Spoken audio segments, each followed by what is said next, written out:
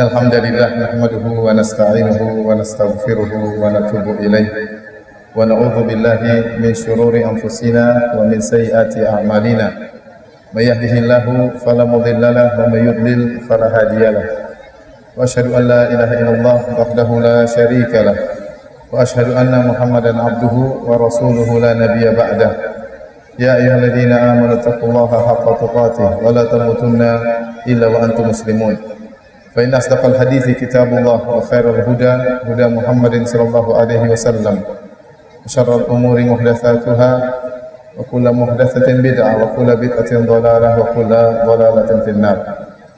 Hadirin dan hadirat yang dirahmati oleh Allah Subhanahu wa taala, alhamdulillah pada pagi hari ini Allah Subhanahu wa taala bertemukan kita di tempat yang paling dicintai oleh Allah Subhanahu wa taala, baik ikhwan maupun akhwat yang datang dari sebagiannya di tempat yang jauh, apalagi dihadiri dari pihak pemerintah dan didukung oleh wali kota ya, atau yang mewakilinya, maka ini merupakan kenikmatan yang luar biasa yang harus kita syukuri kepada Allah Subhanahu wa taala.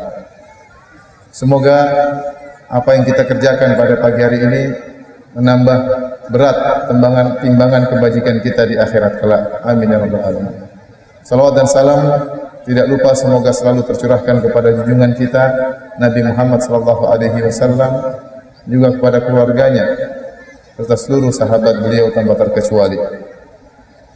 Pembahasan kita pada kesempatan kali ini tentang telaga Nabi sallallahu alaihi wasallam.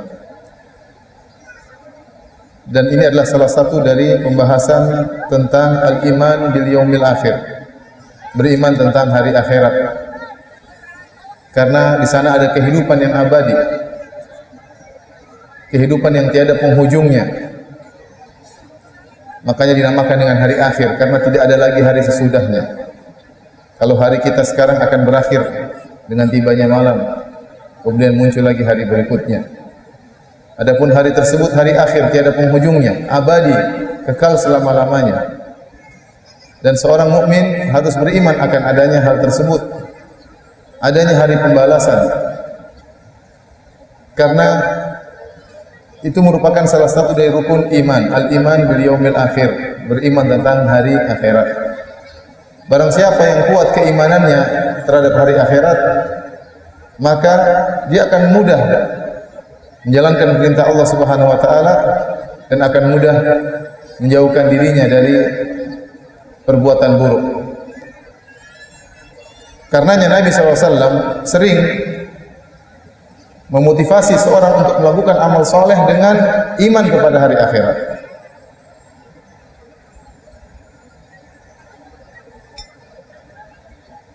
Contoh seperti sabda Nabi SAW, "Man kana yu'minu billahi wal yawmil akhir falyakul khairan aw liyasmut." Barang siapa yang beriman kepada hari akhirat, maka hendaknya dia mengucapkan yang baik atau diam. Barang siapa yang beriman kepada Allah dan hari akhirat, hendaknya dia mengucapkan yang baik atau dia diam.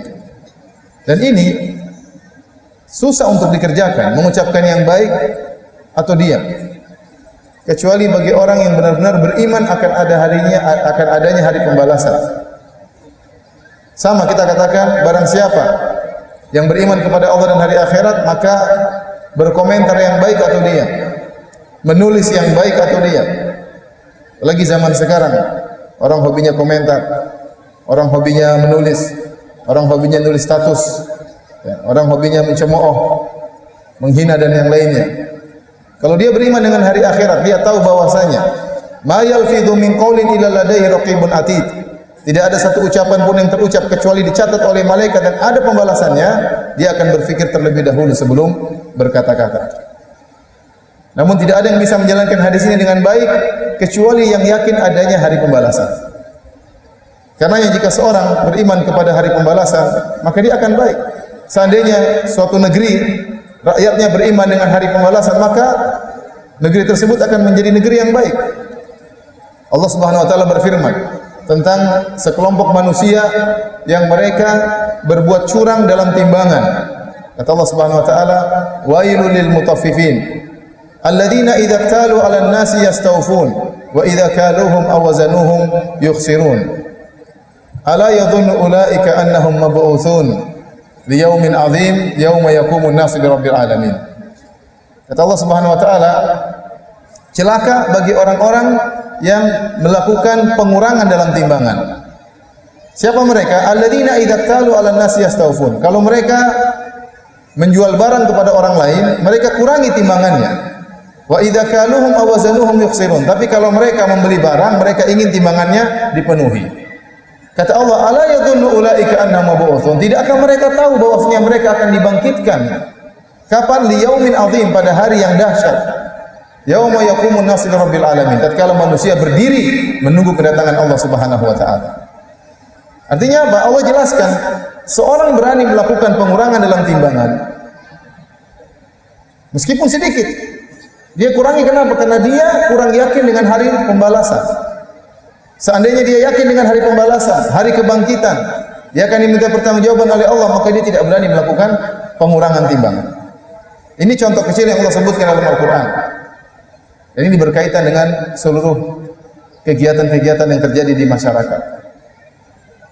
Oleh karenanya tidak ada hal yang paling membuat seorang semangat untuk beribadah dan menjauhi kemaksiatan kecuali seperti beriman kepada hari pembalasan. Tatkala seorang malas beribadah dan berani bermaksiat, itu menunjukkan kurangnya keimanan dia terhadap hari pembalasan, hari akhirat.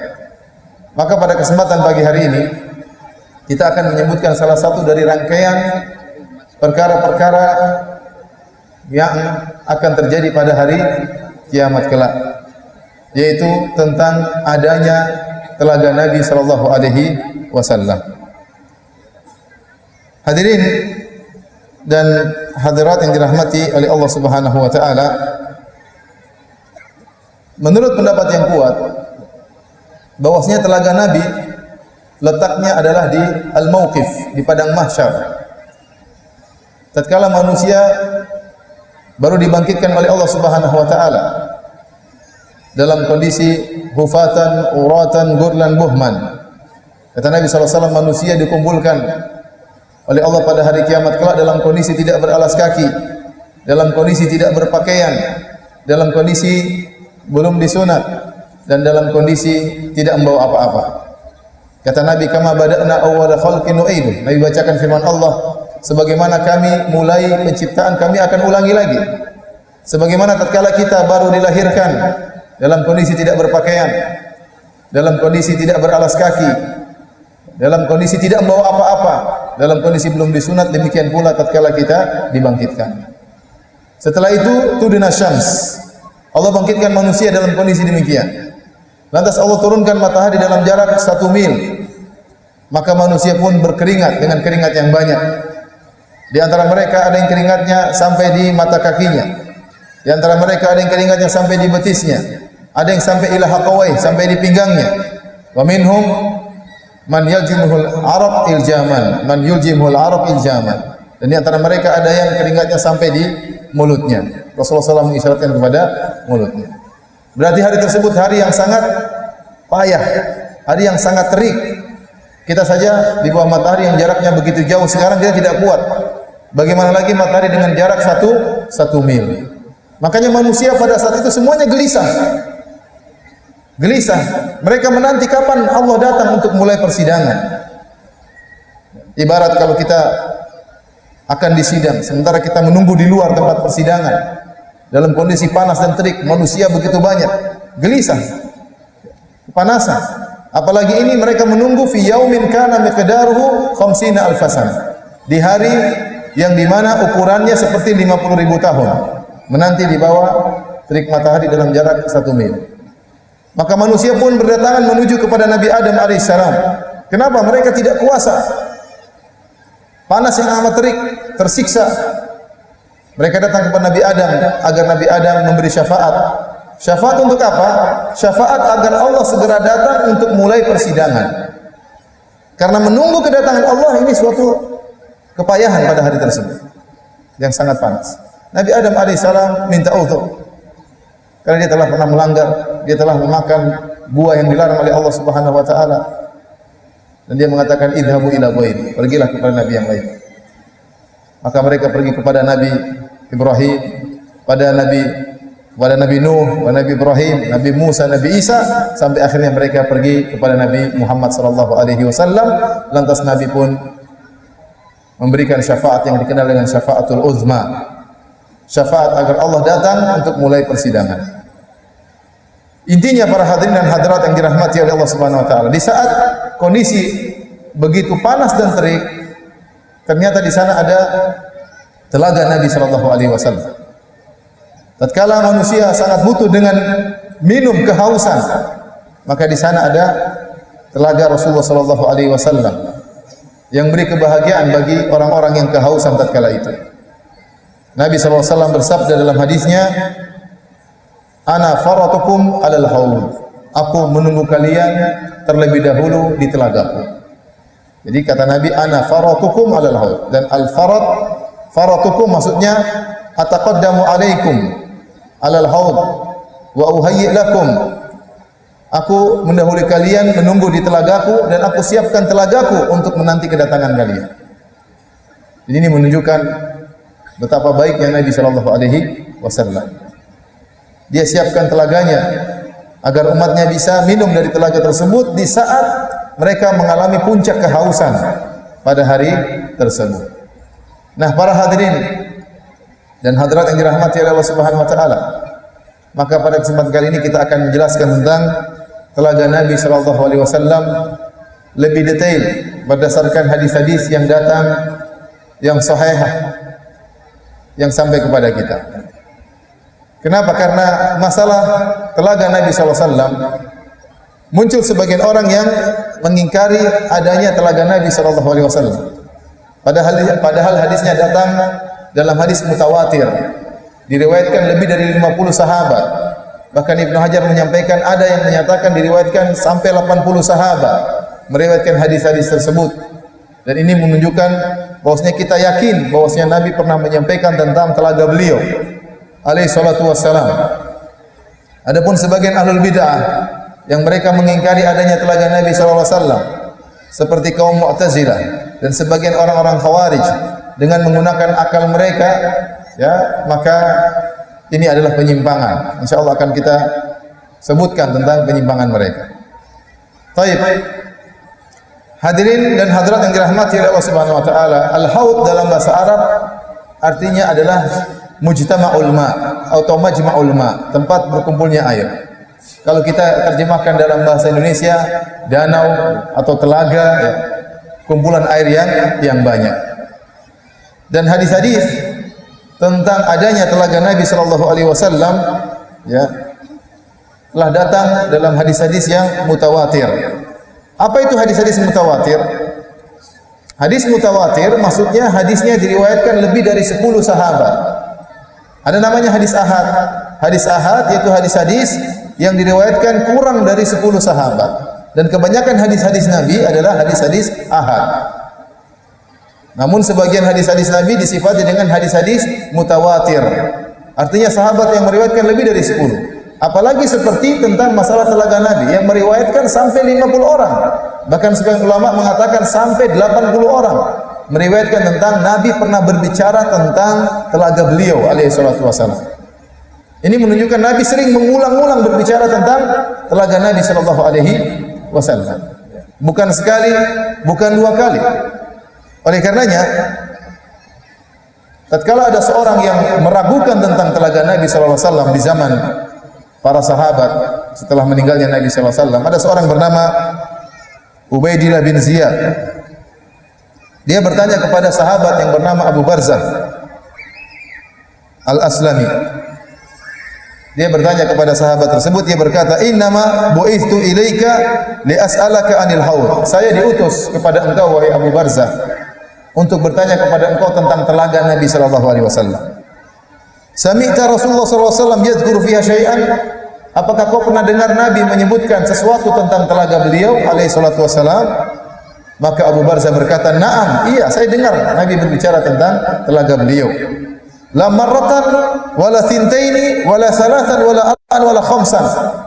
Saya mendengar Nabi berbicara tentang telaga Nabi bukan cuma sekali, Bukan cuma 2 kali, bukan cuma 3 kali, bukan cuma 4 kali, bukan cuma 5 kali. Artinya Nabi sering mengulang-ulang tentang masalah telaga dalam hadis-hadisnya. Karena Nabi sering mengulang-ulang ini, makanya yang meriwayatkan banyak, sampai 50 sahabat. Kemudian kata Abu Barzah Al-Aslami, "Faman kadzdzaba bihi falasaqahu Allahu minhu." Barang siapa yang mendustakan telaga Nabi, semoga dia tidak bisa minum dari telaga Nabi sallallahu alaihi wasallam. Tsumma kharaja mughdaban, kemudian dia keluar dalam kondisi marah kepada Ibnu Ziyad. Oleh karena kita dapati sebagian orang-orang mengingkari adanya telaga. Sebagian mereka karena kebodohan mengatakan bahwasanya hadis-hadis tentang telaga Nabi adalah hadis-hadis ahad, padahal hadisnya mutawatir. Sebagian mereka mengatakan hadis-hadis tentang telaga Nabi kita tidak beriman. Kenapa? Karena tidak tersebutkan dalam Al-Quran. Seandainya telaga Nabi itu ada, harusnya disebutkan dalam Al-Quran. Jawabannya terlalu banyak perkara-perkara yang Allah tidak sebutkan dalam Al-Quran. Tidak detail. Justru datangnya Nabi Muhammad SAW untuk mendetailkan isi Al-Quran, untuk menafsirkan isi Al-Quran. Kita sering bilang Allah dalam Al-Quran hanya mengatakan wa aqimus shalah, dirikan salat. Lantas bagaimana cara mendirikan salat? Berapa waktu dalam sehari? Berapa jumlah rakaatnya? Dimulai dengan azan, diakhiri dengan iqamat. Bagaimana tata caranya? Semuanya tidak ada dalam Al-Quran. Cuma datang dalam hadis-hadis Nabi SAW. Sama zakat, kata Allah wa atuz zakat, bayarlah zakat. Gimana detailnya? Betapa nisabnya? Berapa nisabnya? Dan aturan-aturannya semua datang dalam hadis-hadis Nabi dan tidak ada dalam Al-Quran. Demikian juga beberapa perkara gaib tidak datang detail di Al-Quran, tapi datang detail dalam hadis-hadis Nabi sallallahu alaihi wasallam. Maka kita khawatir orang-orang yang mengingkari adanya telaga Nabi sallallahu alaihi wasallam terkena doanya Abu Barzah Al-Aslami. Khawatir mereka tidak minum dari telaga Nabi sallallahu alaihi wasallam. Baik. Oleh karenanya Al-Imam Ibnu Katsir rahimahullahu taala tatkala menyebutkan tentang hadis-hadis telaga, dan dia menyebutkan bahwasanya hadis-hadisnya masyhur, mutawatir, dan dia berkata wa in raghimat unufu katsirin minal mubtadi'ah al-mukabirah al-qailina bi juhudihi. Meskipun para ahlul bid'ah mereka benci akan hal ini, yang mereka sombong dan mengingkari akan adanya telaga Nabi sallallahu alaihi wasallam.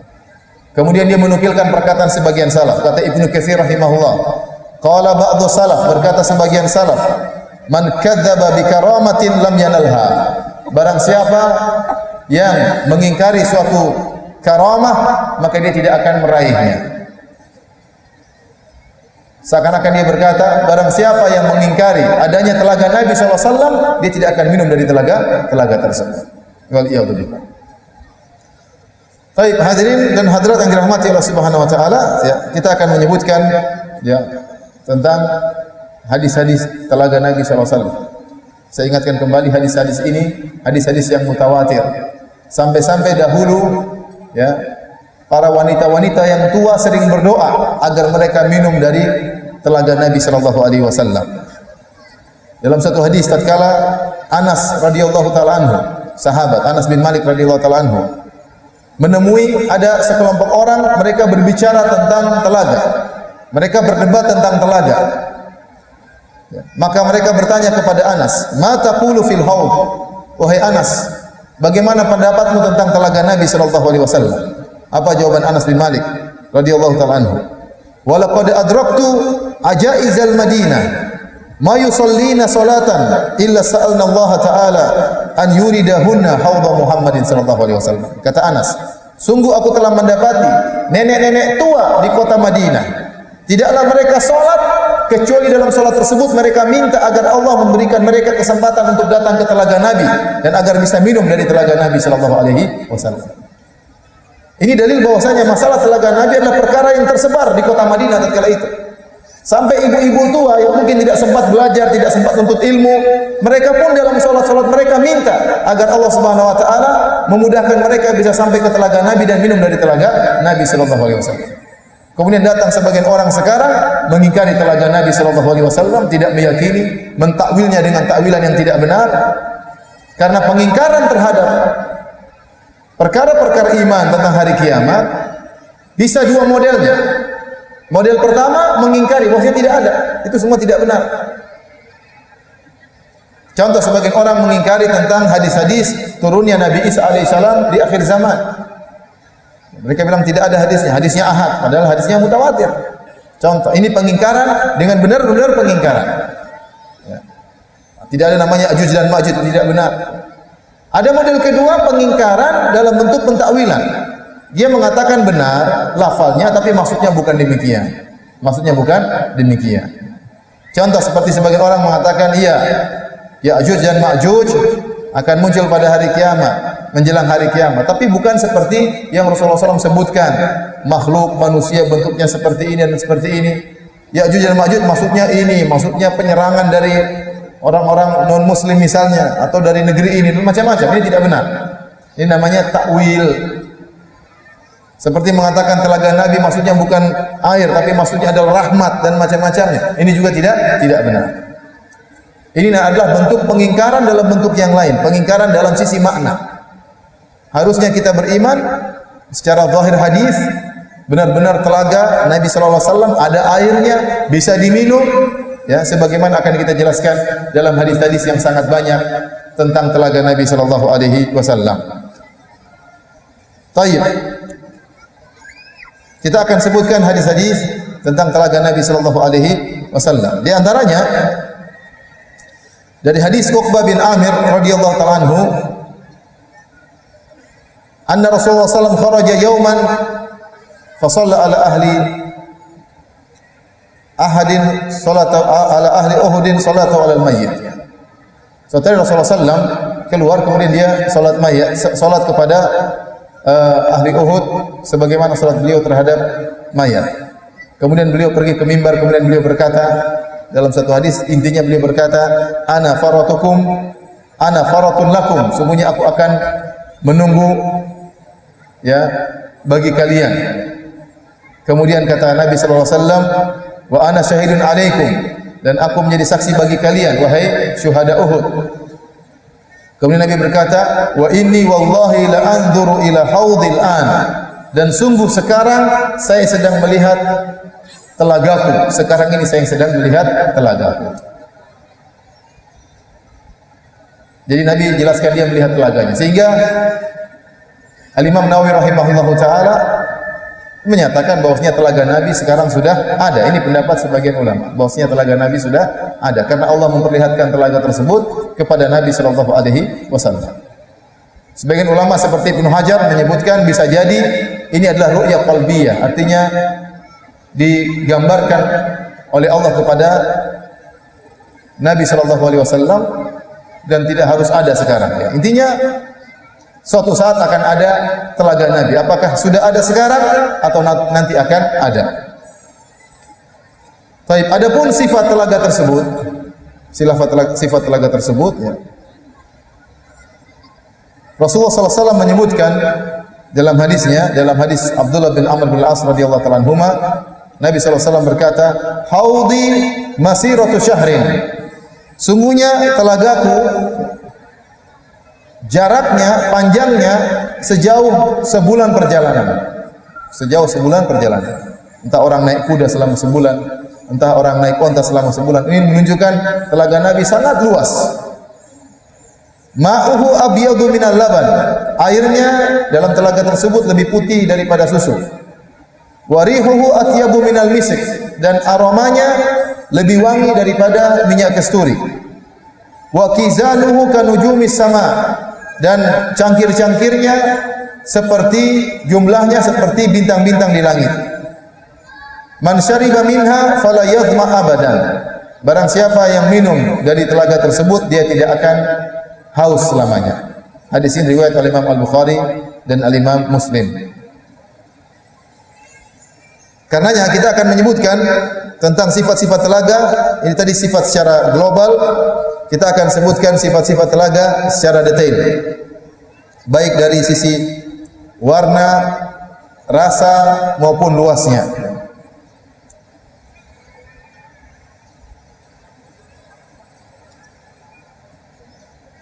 Adapun bentuk telaga tersebut, maka kebanyakan ulama berpendapat bentuk telaga tersebut adalah murabba, yaitu segi empat. Segi empat, telaga tersebut segi empat. Karena dalam hadis disebutkan panjangnya dan lebarnya sama. Panjang dan lebarnya sama, dan konsekuensi dari panjang dan lebarnya sama adalah dia dalam bentuk segi empat. Ini pendapat. Pendapat yang lain, pendapat yang dipilih oleh Syekh Muhammad bin Shalih Al-Utsaimin rahimahullahu taala, bahwasanya telaga tersebut bentuknya bundar. Bentuknya bundar. Karena dalam riwayat Rasulullah SAW mengatakan zawayahu sawa, bahwasanya sudut-sudutnya sama, sehingga sebenarnya berpendapat bentuknya bulat. Tidak jadi masalah apakah dalam bentuk bujur sangkar, kotak, atau pada dalam bentuk bulat, tidak jadi masalah. Yang penting kita bisa minum dari telaga tersebut.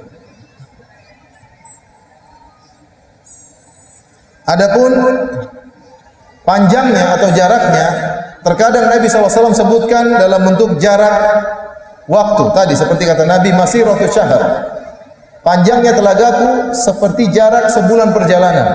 Mungkin seorang naik kuda selama sebulan, dia bisa menempuh berapa ribu kilometer. Atau orang naik onta selama sebulan, dia bisa menempuh berapa ribu kilometer. Kira-kira demikian panjangnya telaga Nabi. Dan terkadang Nabi memberi ukuran bukan dengan waktu, tapi dengan jarak panjang. Seperti dalam hadis Rasulullah SAW mengatakan, tuluhu ma baina Amman ila Ailah. Panjangnya seperti dari jarak kota Amman di Yordan sampai ke Ailah, yaitu di daerah negeri Syam. Dalam hadis yang lain kata Nabi SAW, kama baina Ailah wa San'a'il Yaman. Panjangnya telagaku seperti panjangnya dari jarak antara kota Ailah, yaitu di negeri Syam, sampai ke kota San'a di negeri Yaman. Itu ribuan kilo tentunya, ribuan kilo. Bahkan dalam hadis Anas Rasulullah SAW berkata, kama bainal Madinati wa San'a. Jaraknya seperti dari kota Madinah sampai kota San'a di negeri Yaman. Sama, jaraknya juga ribuan kilo. Dalam hadis yang lain, Rasulullah SAW berkata, panjangnya telagaku ab'adu min Ailah min Adan ila Adan. Lebih panjang daripada jarak antara kota Ailah sampai kota Adan di negeri Yaman. Dalam riwayat yang lain Nabi berkata, kama baina Ailah ilal Juhfah. Jaraknya seperti dari kota Ailah di negeri Syam sampai kota Al-Juhfah di dekat kota Madinah. Dalam riwayat yang lain dari kota Madinah sampai Amman. Dalam riwayat yang lain baina Jarba wa Adhruh, dan inilah nama-nama kota di negeri Syam. Intinya Rasulullah SAW memberi gambaran yang panjang tentang luasnya dan panjangnya telaga Nabi SAW. Sebagian orang di antara orang-orang yang menolak hadis tentang telaga, mereka mengatakan hadis ini hadis yang tidak jelas. Kadang Nabi bilang dari kota ini ke kota ini, kadang dari kota ini ke kota ini, kadang dari kota ini ke kota ini, padahal jarak kota-kota itu tidak sama panjang persis. Dan ini sudah dibantah oleh para ahli hadis. Kata mereka ini menunjukkan hadis ini tidak sahih. Karena kata Nabi terkadang dari Madinah menuju San'a, terkadang dari Ailah menuju ke Adan, terkadang dari Ailah menuju kota yang lain ke Amman, ya, dan ini jaraknya berbeda-beda. Kalau kita ukur sekarang jaraknya berbeda-beda. Berarti hadis ini tidak sahih. Dibantah oleh para ulama, di antaranya Al-Qurtubi dan yang lainnya rahimahumullah, bahwasanya maksud Nabi memberi gambaran adalah pendekatan. Makanya dia mengatakan kama baina, seperti kata Nabi SAW. Dan Nabi karena sering mengulang-ulang tentang hadis tentang telaga, Nabi bertemu dengan berbagai macam orang. Terkadang Nabi bertemu dengan orang dari negeri Syam, maka kata Nabi seperti dua kota di negeri Syam. Paham? Kalau Nabi bertemu dengan orang Yaman, Nabi katakan seperti dari kota ini ke kota ini di negeri Yaman. Karena mereka paham tentang jaraknya di sana. Kalau Nabi bertemu dengan orang yang dari Hijaz, dari kota Makkah, kota Madinah, maka Nabi bilang seperti dari Madinah sampai ke kota ini. Maksudnya adalah pendekatan, bukan jarak persis berapa meternya, tidak. Makanya Nabi mengatakan seperti. Maksudnya adalah untuk menjelaskan tentang luasnya telaga tersebut. Ada yang mengatakan berubah-ubahnya tersebut, jaraknya berubah-ubah. Ada sebagian ulama mengatakan karena Allah ingin memperluas lagi. Mungkin Nabi pertama bilang jaraknya sekian, ternyata Allah kasih tahu telaganya diperluas lagi. Maka Nabi berbicara di lain waktu lebih luas lagi. Ternyata Allah kasih tahu lagi akan diperluas lagi karena rahmat bagi umat Islam. Maka diperluas lagi telaga tersebut. Ini cara mengkompromikan dalil-dalil tersebut. Bisa kita katakan bahwasanya Nabi hanya bermaksud pendekatan dan ini lebih kuat, atau kita mengatakan memang telaga tersebut mengalami perluasan. Seperti surga. Surga sudah ada sekarang. Dan dalam hadis disebutkan barang siapa yang berzikir seperti ini, gurisat lahu nakhlatun fil jannah, akan ditanam pohon baginya di surga. Ya. Jadi surga sudah ada, namun mengalami pengembangan. Surga yang pernah dimasuki oleh Nabi Adam mengalami pengembangan. Semakin indah, semakin banyak tanaman, paham? Semakin indah, seperti itu. Sama telaga Nabi sallallahu alaihi wasallam. Ya, mungkin di awal Nabi menyebutkan jaraknya sekian, namun Allah beri rahmat, semakin karunia, semakin besar pula. Namun Allah alam bisawab, pendapat yang lebih kuat bahwasanya Nabi SAW hanya ingin menyampaikan pendekatan. Sehingga tatkala bertemu dengan suatu penduduk, Nabi memberi pendekatan dengan kota-kota yang dia pahami. Oleh karenanya dalam riwayat Al-Musnad, dalam Musnad Imam Ahmad, Al-Imam Ahmad, Nabi pernah berkata tentang telaga Nabi, kata Rasulullah SAW, kama baina Adanin ila Amman. Jaraknya seperti dari kota Adan di negeri Yaman sampai Amman di Yordan, ribuan kilo. Kemudian kata Nabi, wa ausa dan lebih luas. Berarti kita tahu itu hanya pendekatan. Karena Nabi mengatakan dan lebih luas dan lebih luas. Baik. Jadi telaga tersebut sangat luas. Karena umat Rasulullah SAW juga sangat banyak. Umat Islam sangat banyak. Ya, dari 1400 tahun yang lalu sampai sekarang entah sudah berapa miliar. Ya. Belum sampai hari kiamat umat Islam sangat banyak. Ya, kalau telaganya kecil cuma seperti masjid ini repot ya. Jadi telaganya harus apa? Luas. Adapun sifat-sifat telaga tersebut, pertama tentang warna airnya. Dalam hadis Abdullah bin Amr bin Al-As radhiyallahu anhuma, Rasulullah SAW berkata, ma'uhu abyadu minal warid. Sungguhnya airnya lebih putih daripada perak. Airnya lebih putih daripada perak. Dalam riwayat yang lain juga dalam Sahih Bukhari dan Sahih Muslim, kata Nabi SAW, ma'uhu asyaddu bayadan minal laban. Bahwasanya airnya warnanya lebih putih daripada susu. Dalam hadis Abu Hurairah dalam riwayat Muslim, Nabi berkata, abyadu minas salji. Bahwasanya airnya warnanya lebih putih daripada salju. Ini dari sisi warna. Berarti air di telaga bukan air bening seperti ini. Bukan, tetapi dia airnya berwarna apa? Putih, sangat putih. Lebih putih daripada perak, lebih putih daripada susu, lebih putih daripada apa tadi? Salju. Adapun rasanya, dalam hadis yang sahih kata Nabi SAW, annahu ahla minal asal bil laban. Sungguhnya lebih manis daripada madu, bahkan madu yang tercampur susu. Lebih manis rasanya air telaga tersebut. Ya. Dalam riwayat yang lain cuma ahla minal asal, lebih manis daripada madu. Di zaman Nabi SAW perkara yang paling manis adalah madu. Maka Nabi mengumpamakan dengan madu. Kata Nabi yang jelas lebih manis daripada madu. Padahal madu sudah sangat manis. Adapun aromanya, maka datang dalam hadis-hadis atyabu minal misik. Bahwasanya aroma dari telaga tersebut airnya harum, lebih harum daripada minyak kasturi. Lebih harum daripada minyak kasturi. Adapun jumlah cangkir-cangkirnya maka sangat banyak, ya.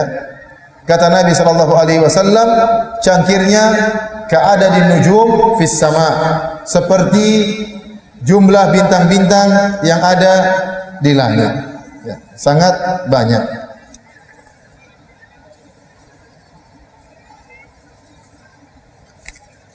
Kenapa? Agar umat Islam tidak berebutan. Seandainya telaganya besar, ternyata cangkirnya cuma 5, bahaya. Makanya cangkirnya sangat banyak, lebih banyak daripada jumlah bintang di langit. Ngomong-ngomong, jumlah bintang di langit ada berapa? Siapa yang pernah hitung? Pernah ada ke ahli fisika yang menyatakan berapa jumlah bintang di langit? Saya belum pernah selama belajar selama ini. Tapi kata mereka sangat apa? Banyak. Cuma saya ingin tahu jumlahnya. Berjutakah atau bermiliarkah atau bertriliunkah jumlah bintang di langit? Ada yang pernah dengar penjelasan tentang jumlah bintang di langit? Nggak tahu ya, tapi sangat banyak ya. Intinya ya, ternyata cangkir-cangkir di telaga ya, lebih banyak daripada jumlah bintang di langit. Agar orang kalau datang silakan minum dari arah sini, dari arah sana, dari arah sini, silakan minum, enggak usah rebut-rebutan. Saya pernah menyampaikan tentang masalah telaga Nabi, ada yang bertanya, "Ustaz, bolehkah saya berenang di telaga Nabi?" Saya bilang minta izin dulu sama Nabi.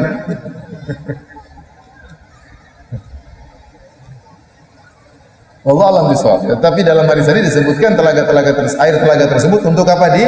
Untuk diminum dan pakai cangkir, bisa untuk diminum.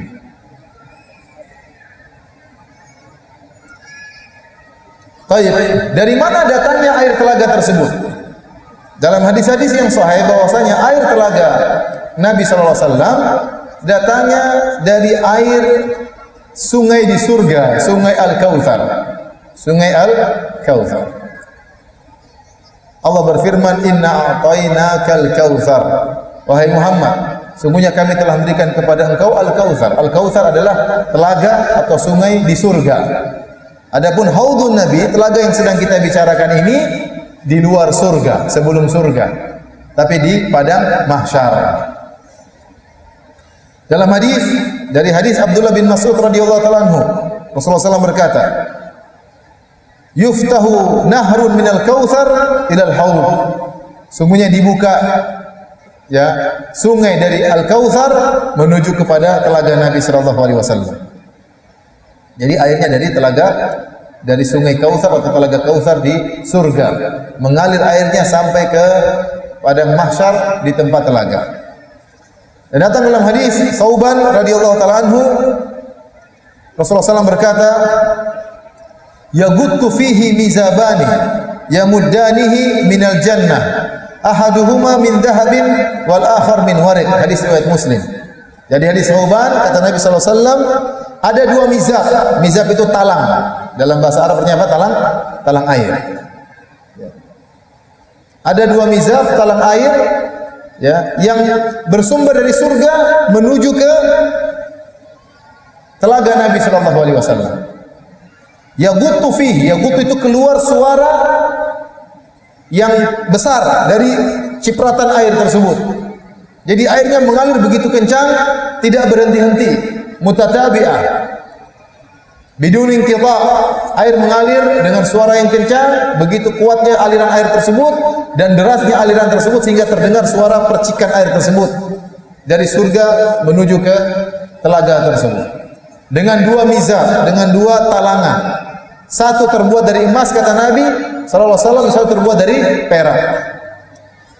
Mengalirlah air menuju ke telaga Rasulullah sallallahu alaihi wasallam. Jika seorang telah minum dari telaga tersebut, apa dampaknya? Kata Nabi sallallahu alaihi wasallam, "Faman syariba minhu fala yadma ba'dahu abadan." Barang siapa yang minum dari telaga tersebut, dia tidak akan haus selama-lamanya. Dia tidak akan haus selama-lamanya. Bahkan dalam sebagian riwayat bahwasanya orang yang datang ke telaga benar-benar dalam kondisi sangat haus, seperti ya onta yang sudah tidak minum selama 4 hari. Dalam hadis Irbad bin Sariyah radhiyallahu taala anhu, Rasulullah SAW bersabda, "La tasdahimanna hadhihi al-ummatu 'ala al-haudi izdiham ibilin waradat li khamsin." Kata Nabi, sungguh umat ini akan berdatangan ramai menuju ke telaga Nabi sallallahu alaihi wasallam. Seperti ramainya onta yang sudah 4 hari tidak dikasih minum. Baru minum hari kelima. Sangat kehausan. Jadi kita bisa bayangkan bagaimana manusia dibangkitkan di padang mahsyar, kemudian jarak matahari yang begitu dekat, mereka berkeringat dengan keringat yang bercucuran yang sangat banyak. Kemudian tiba-tiba mereka ditunggu oleh Nabi. Nabi panggil mereka untuk minum dari telaga. Maka mereka minum dengan sangat semangat. Ya. Dan setelah mereka minum, maka hilang hausnya sama sekali. Kata Nabi, lam yazma ba'dahu abadan. Mereka tidak akan haus selama-lamanya. Ini diantara faedah dari minum telaga tersebut. Taib hadirin dan hadirat yang dirahmati oleh Allah Subhanahu wa taala. Siapa yang bisa datang ke telaga tersebut untuk minum? Seluruh umat Muhammad sallallahu alaihi wasallam. Jadi kita sedang berbicara tentang telaga Nabi sallallahu alaihi wasallam. Banyak ulama berpendapat bahwasanya setiap nabi punya telaga tatkala itu. Setiap nabi masing-masing punya telaga di padang mahsyar. Tetapi telaga yang terbesar, telaga yang terindah, telaga yang airnya terlezat adalah telaganya Nabi sallallahu alaihi wasallam. Yang kita sedang sebutkan hadis-hadisnya seluruhnya berkaitan dengan telaga Nabi sallallahu alaihi wasallam. Kita tidak mendapati satu hadis yang sahih yang menjelaskan tentang sifat telaganya Nabi Musa, telaganya Nabi Isa, telaganya Nabi Ibrahim, telaganya Nabi Adam. Yang kita dapatkan dalam hadis-hadis dari Nabi semuanya berkaitan tentang telaga Nabi Muhammad sallallahu alaihi wasallam. Nah, siapakah yang bisa minum dari telaga tersebut? Kata para ulama, seluruh umat Islam. Seluruh umat Nabi sallallahu alaihi wasallam akan minum dari telaga tersebut, kecuali orang-orang yang dihalangi. Kecuali orang-orang yang dihalangi. Apakah ada yang dihalangi? Iya. Ada yang terhalangi tidak bisa minum dari telaga tersebut. Dan hadisnya sangat banyak tentang hal ini. Di antaranya Rasulullah SAW bersabda, la yaridanna alayya al-hawd rijalun mimman sahabani hatta idza ra'aitum wa rufi'u ilayya ukhtilu jununi. Sungguh benar-benar akan datang beberapa orang dari yang pernah bersahabat denganku, sehingga tatkala mereka datang menuju ke telaga, tatkala aku melihat mereka dan mereka dinampakkan bagiku mereka, tiba-tiba mereka ditarik, dipisahkan dariku. Fala aqulanna, maka aku pun berkata, ya Rabbi, usaihabi. Aku berkata, wahai ya Rabbku, itu sahabat-sahabatku. Kenapa mereka dijauhkan dari telaga? Fala yuqalanna li, maka dikatakan kepadaku, innaka la tadri ma ahdatsu ba'dak. Kau tidak tahu apa yang telah mereka ada-adakan setelah meninggalnya engkau. Dalam hadis yang lain dari hadis Asma binti Abi Bakar radhiyallahu anha, Nabi sallallahu alaihi wasallam berkata,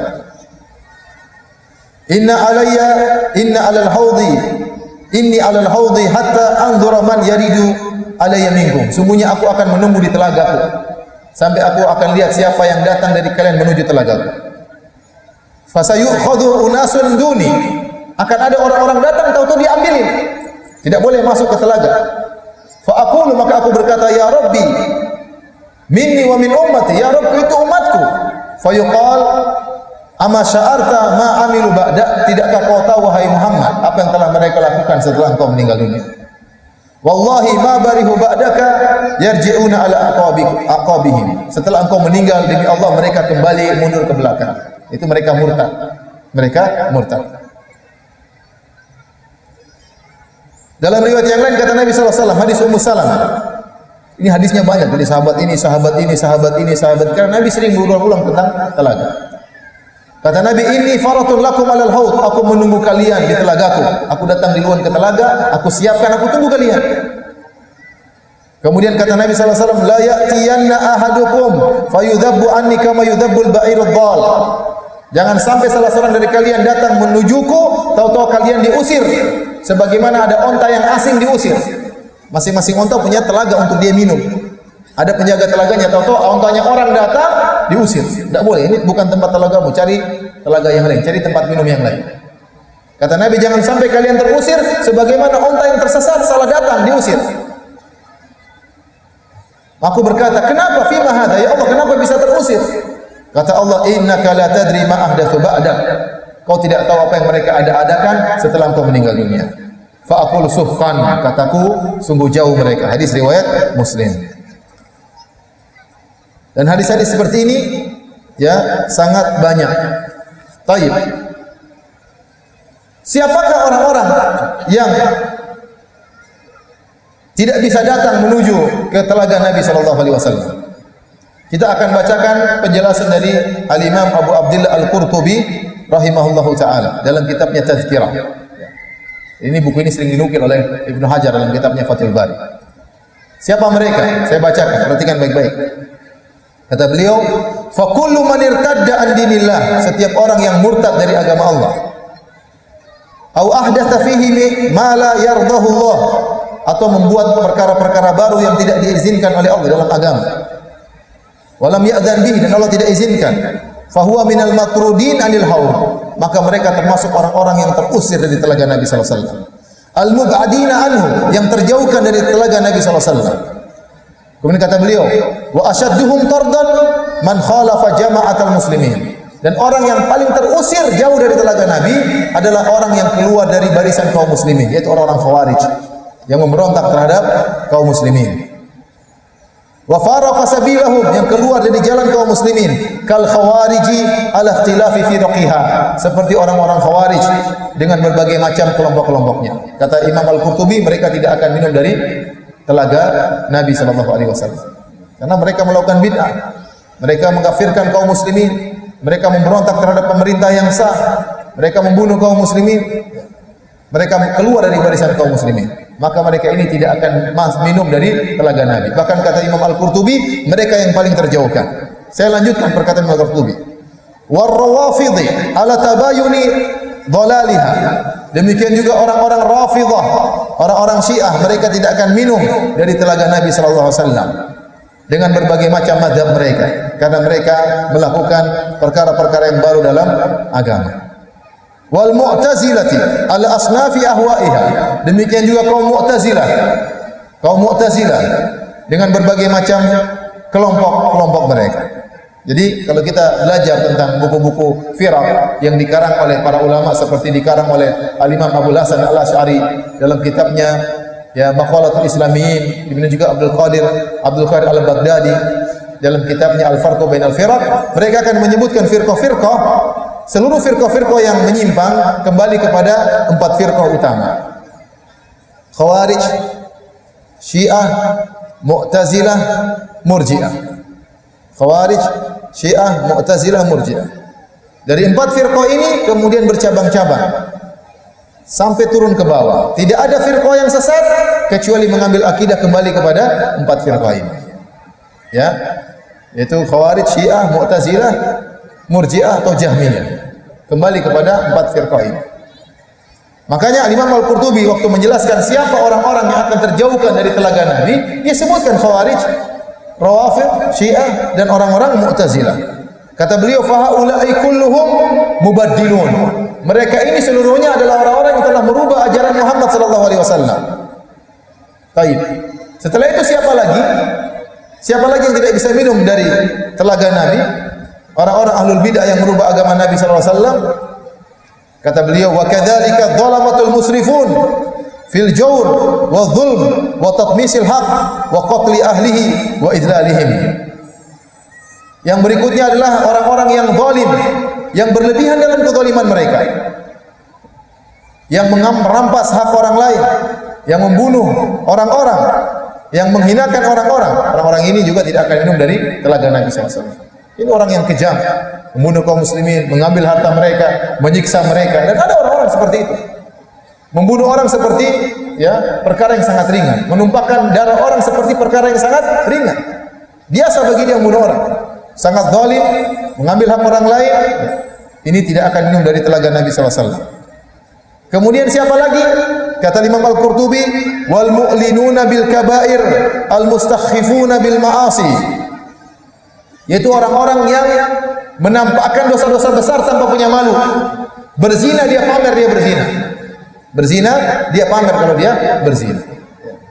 Dia membunuh dia pamer kalau dia membunuh orang lain. Dia pamer, dia tidak punya malu dengan dosa-dosa besar yang dia lakukan. Banyak orang terjerumus dalam dosa besar, tapi dia punya rasa malu. Ini tidak. Yang disebutkan oleh beliau adalah orang-orang yang melakukan dosa besar dan menampakkan dosa besar tersebut, meremehkan maksiat. Ini tidak akan minum dari telaga Nabi sallallahu alaihi wasallam. Kemudian kata beliau, wa jama'atu ahli zaidi wal ahwa'i wal bid'ah, demikian juga jamaah yang menyimpang, yang ikut hawa nafsu dan mengikuti bid'ah. Jadi inilah ya, kalau kita kembali kepada hadis-hadis Nabi tentang orang-orang yang tidak akan minum dari telaga Nabi, kembali kepada pertama orang-orang yang merubah akidah Islam, baik Khawarij, Mu'tazilah maupun Syiah. Yang kedua orang-orang yang sangat zalim. Ya, ini juga tidak akan minum dari telaga Nabi SAW. Yang ketiga orang-orang yang melakukan dosa besar dan tidak punya malu, menampakkan dosa besar tersebut terang-terangan, meremehkan maksiat. Ini juga tidak akan minum dari telaga Nabi sallallahu alaihi wasallam. Baik. Selain mereka dari umat Islam akan minum dari telaga Nabi sallallahu alaihi wasallam. Pertanyaannya, siapakah yang pertama kali minum dari telaga Nabi sallallahu alaihi wasallam? Sungguh dia adalah orang-orang yang sangat berbahagia. Hadirin dan hadirat yang dirahmati oleh Allah Subhanahu wa taala. Orang yang pertama kali datang ke telaga Nabi sallallahu alaihi wasallam disebutkan oleh Nabi dalam hadis Thauban radhiyallahu taala anhu. Hadis riwayat Tirmidzi dan Ibnu Majah, hadis yang hasan. An Thauban radhiyallahu anhu, dari Thauban radhiyallahu anhu anna Nabi sallallahu alaihi wasallam qala, bahwasanya Nabi sallallahu alaihi wasallam bersabda, awwalun nasi wurudan alaihi fuqara'ul muhajirin. Manusia yang pertama kali datang kepada telaga Nabi sallallahu alaihi wasallam adalah orang-orang fakir dari kaum muhajirin. Bagaimana sifat mereka? Orang muhajirin ada yang kaya dan miskin. Kaum Ansor ada yang kaya dan yang apa? Miskin. Tapi yang pertama kali datang ke telaga Nabi adalah orang-orang fakir dari kaum muhajirin. Karena para sahabat ada yang kaya, ada yang miskin. Ternyata yang pertama kali minum orang-orang fakir dari kaum muhajirin. Bagaimana sifat mereka? Kata Nabi, asyu'asu ru'usan, yang rambut mereka kurang terawat. Karena saking miskinnya mungkin enggak bisa beli minyak rambut. Saking sering kerjanya sehingga kurang sisiran, kurang terawat. Ini bukannya Nabi menyuruh kita tidak merawat rambut. Nabi mengatakan kalau kita punya rambut, muliakan. Tapi Nabi menjelaskan tentang sifat mereka. Ya, ingat ini fuqara al-muhajirin, orang-orang miskin dari kaum muhajirin. Bukan orang-orang miskin Lampung ya, bukan ya. Nanti jangan pulang bikin rambut semerawut supaya minum telaga dari telaga Nabi sallallahu alaihi wasallam. Tidak ya. Ini orang miskin dari kaum muhajirin. Ciri-ciri mereka Nabi jelaskan, rambut mereka tidak terawat, tidak sempat. Kerja tertempa angin, tertiup angin, berdebu. Ad-dunusu siyaban, baju mereka terlihat kotor, enggak punya baju. Enggak punya baju. Sampai para fuqaha dulu membahas tentang apakah orang kalau sholat dengan satu pakaian saja sah atau tidak. Kenapa? Ada orang-orang yang tidak punya baju kecuali satu lipatan. Kalau kita kebanyakan dua, bawah dan atas. Zaman dahulu ada orang-orang yang tidak punya baju kecuali cuma satu kain. Sampai para fuqaha dulu menjelaskan bagaimana hukumnya orang sholat dengan menggunakan sepatu yang sepatunya lubang-lubang. Karena dahulu tidak semua orang punya sepatu banyak. Artinya dahulu banyak orang yang miskin. Bagaimana kita lihat orang-orang yang tidur di Masjid Nabawi di Suffah di bagian belakang Masjid Nabawi, ashabu Suffah. Baju mereka sedikit, sehingga baju mereka cepat sekali coklat, tertempa dengan debu, terkena kotoran. Mau ganti baju nggak ada baju. Lihat bagaimana Mus'ab bin Umair radhiyallahu taala anhu waktu meninggal dalam perang Uhud. Dia tidak punya baju, sehingga baju satu saja yang dia pakai itu digunakan untuk mengkafankan beliau. Kalau diturunkan ke bawah kepalanya kelihatan, kalau dinaikkan ke atas kakinya kelihatan. Tidak ada baju yang lain. Sehingga Rasulullah SAW mengatakan tutup bagian atasnya, yang bagian bawah dikasih tumbuhan idkhir. Jadi maksud saya ada orang-orang seperti ini di zaman Nabi SAW. Bukan mereka tidak bersih, mereka tidak mampu untuk bersih-bersih karena bajunya enggak ada. Bukannya mereka tidak bisa memperhatikan rambut mereka, tidak sempat untuk ngurusi rambut mereka karena saking miskin kehidupan yang mereka rasakan. Maka Nabi mengatakan yang pertama kali minum dari telaga adalah fuqara'ul muhajirin, orang-orang yang miskin dari kaum muhajirin yang berhijrah dari Mekah menuju Madinah. Asy'atsu ru'usan, rambut mereka semerawut tidak teratur. Ad-dunusu thiyaban, baju mereka kotor. Alladzina la yankihunal mutanaimat, yang mereka tidak pernah menikah dengan wanita-wanita yang hidupnya senang. Artinya kata para ulama apa? Kalau mereka melamar selalu ditolak. Ada yang bilang gue banget itu. Ingat ya, bukan kaum miskin orang Lampung, tidak ya, muhajirin. Saking miskinnya kalau dia ngelamar tidak ditolak. Dia pasti hanya bisa menikah dengan mungkin perempuan-perempuan juga yang susah seperti dia. Wanita-wanita yang juga miskin seperti dia. Kalau dia menikah dengan wanita yang agak hidupnya mewah, hidupnya menyenangkan, ditolak. Tidak bisa. Kata Nabi, alladzina la yankinuna al-mutanaimat. Mereka tidak pernah menikah dengan wanita-wanita yang hidupnya enak. Wala tuftahu lahum abwaabus sudat, dan mereka tidak pernah dibukakan bagi mereka pintu-pintu. Artinya apa? Kalau mereka bertamu terkadang ditolak. Terkadang ditolak. Ya, kalau orang kaya yang bertamu kita bukakan pintu. Orang miskin ditolak. Makanya dalam hadis kata Rasulullah SAW, maksud hadis kata Rasulullah SAW, ruba ash'ata adbar madfu'un bil abwab law aqsama 'ala Allah la abarrahu. Kata Nabi, betapa ada orang-orang yang rambutnya semerawut, ya, penuh dengan debu, tertolak dari pintu-pintu. Kalau bertamu ditolak, tapi kalau dia bersumpah atas nama Allah, maka Allah akan penuhi sumpahnya. Ini ternyata orang-orang yang pertama kali minum dari telaga Nabi sallallahu alaihi wasallam. Tentunya bukan kita, tapi mereka adalah orang-orang kaum muhajirin.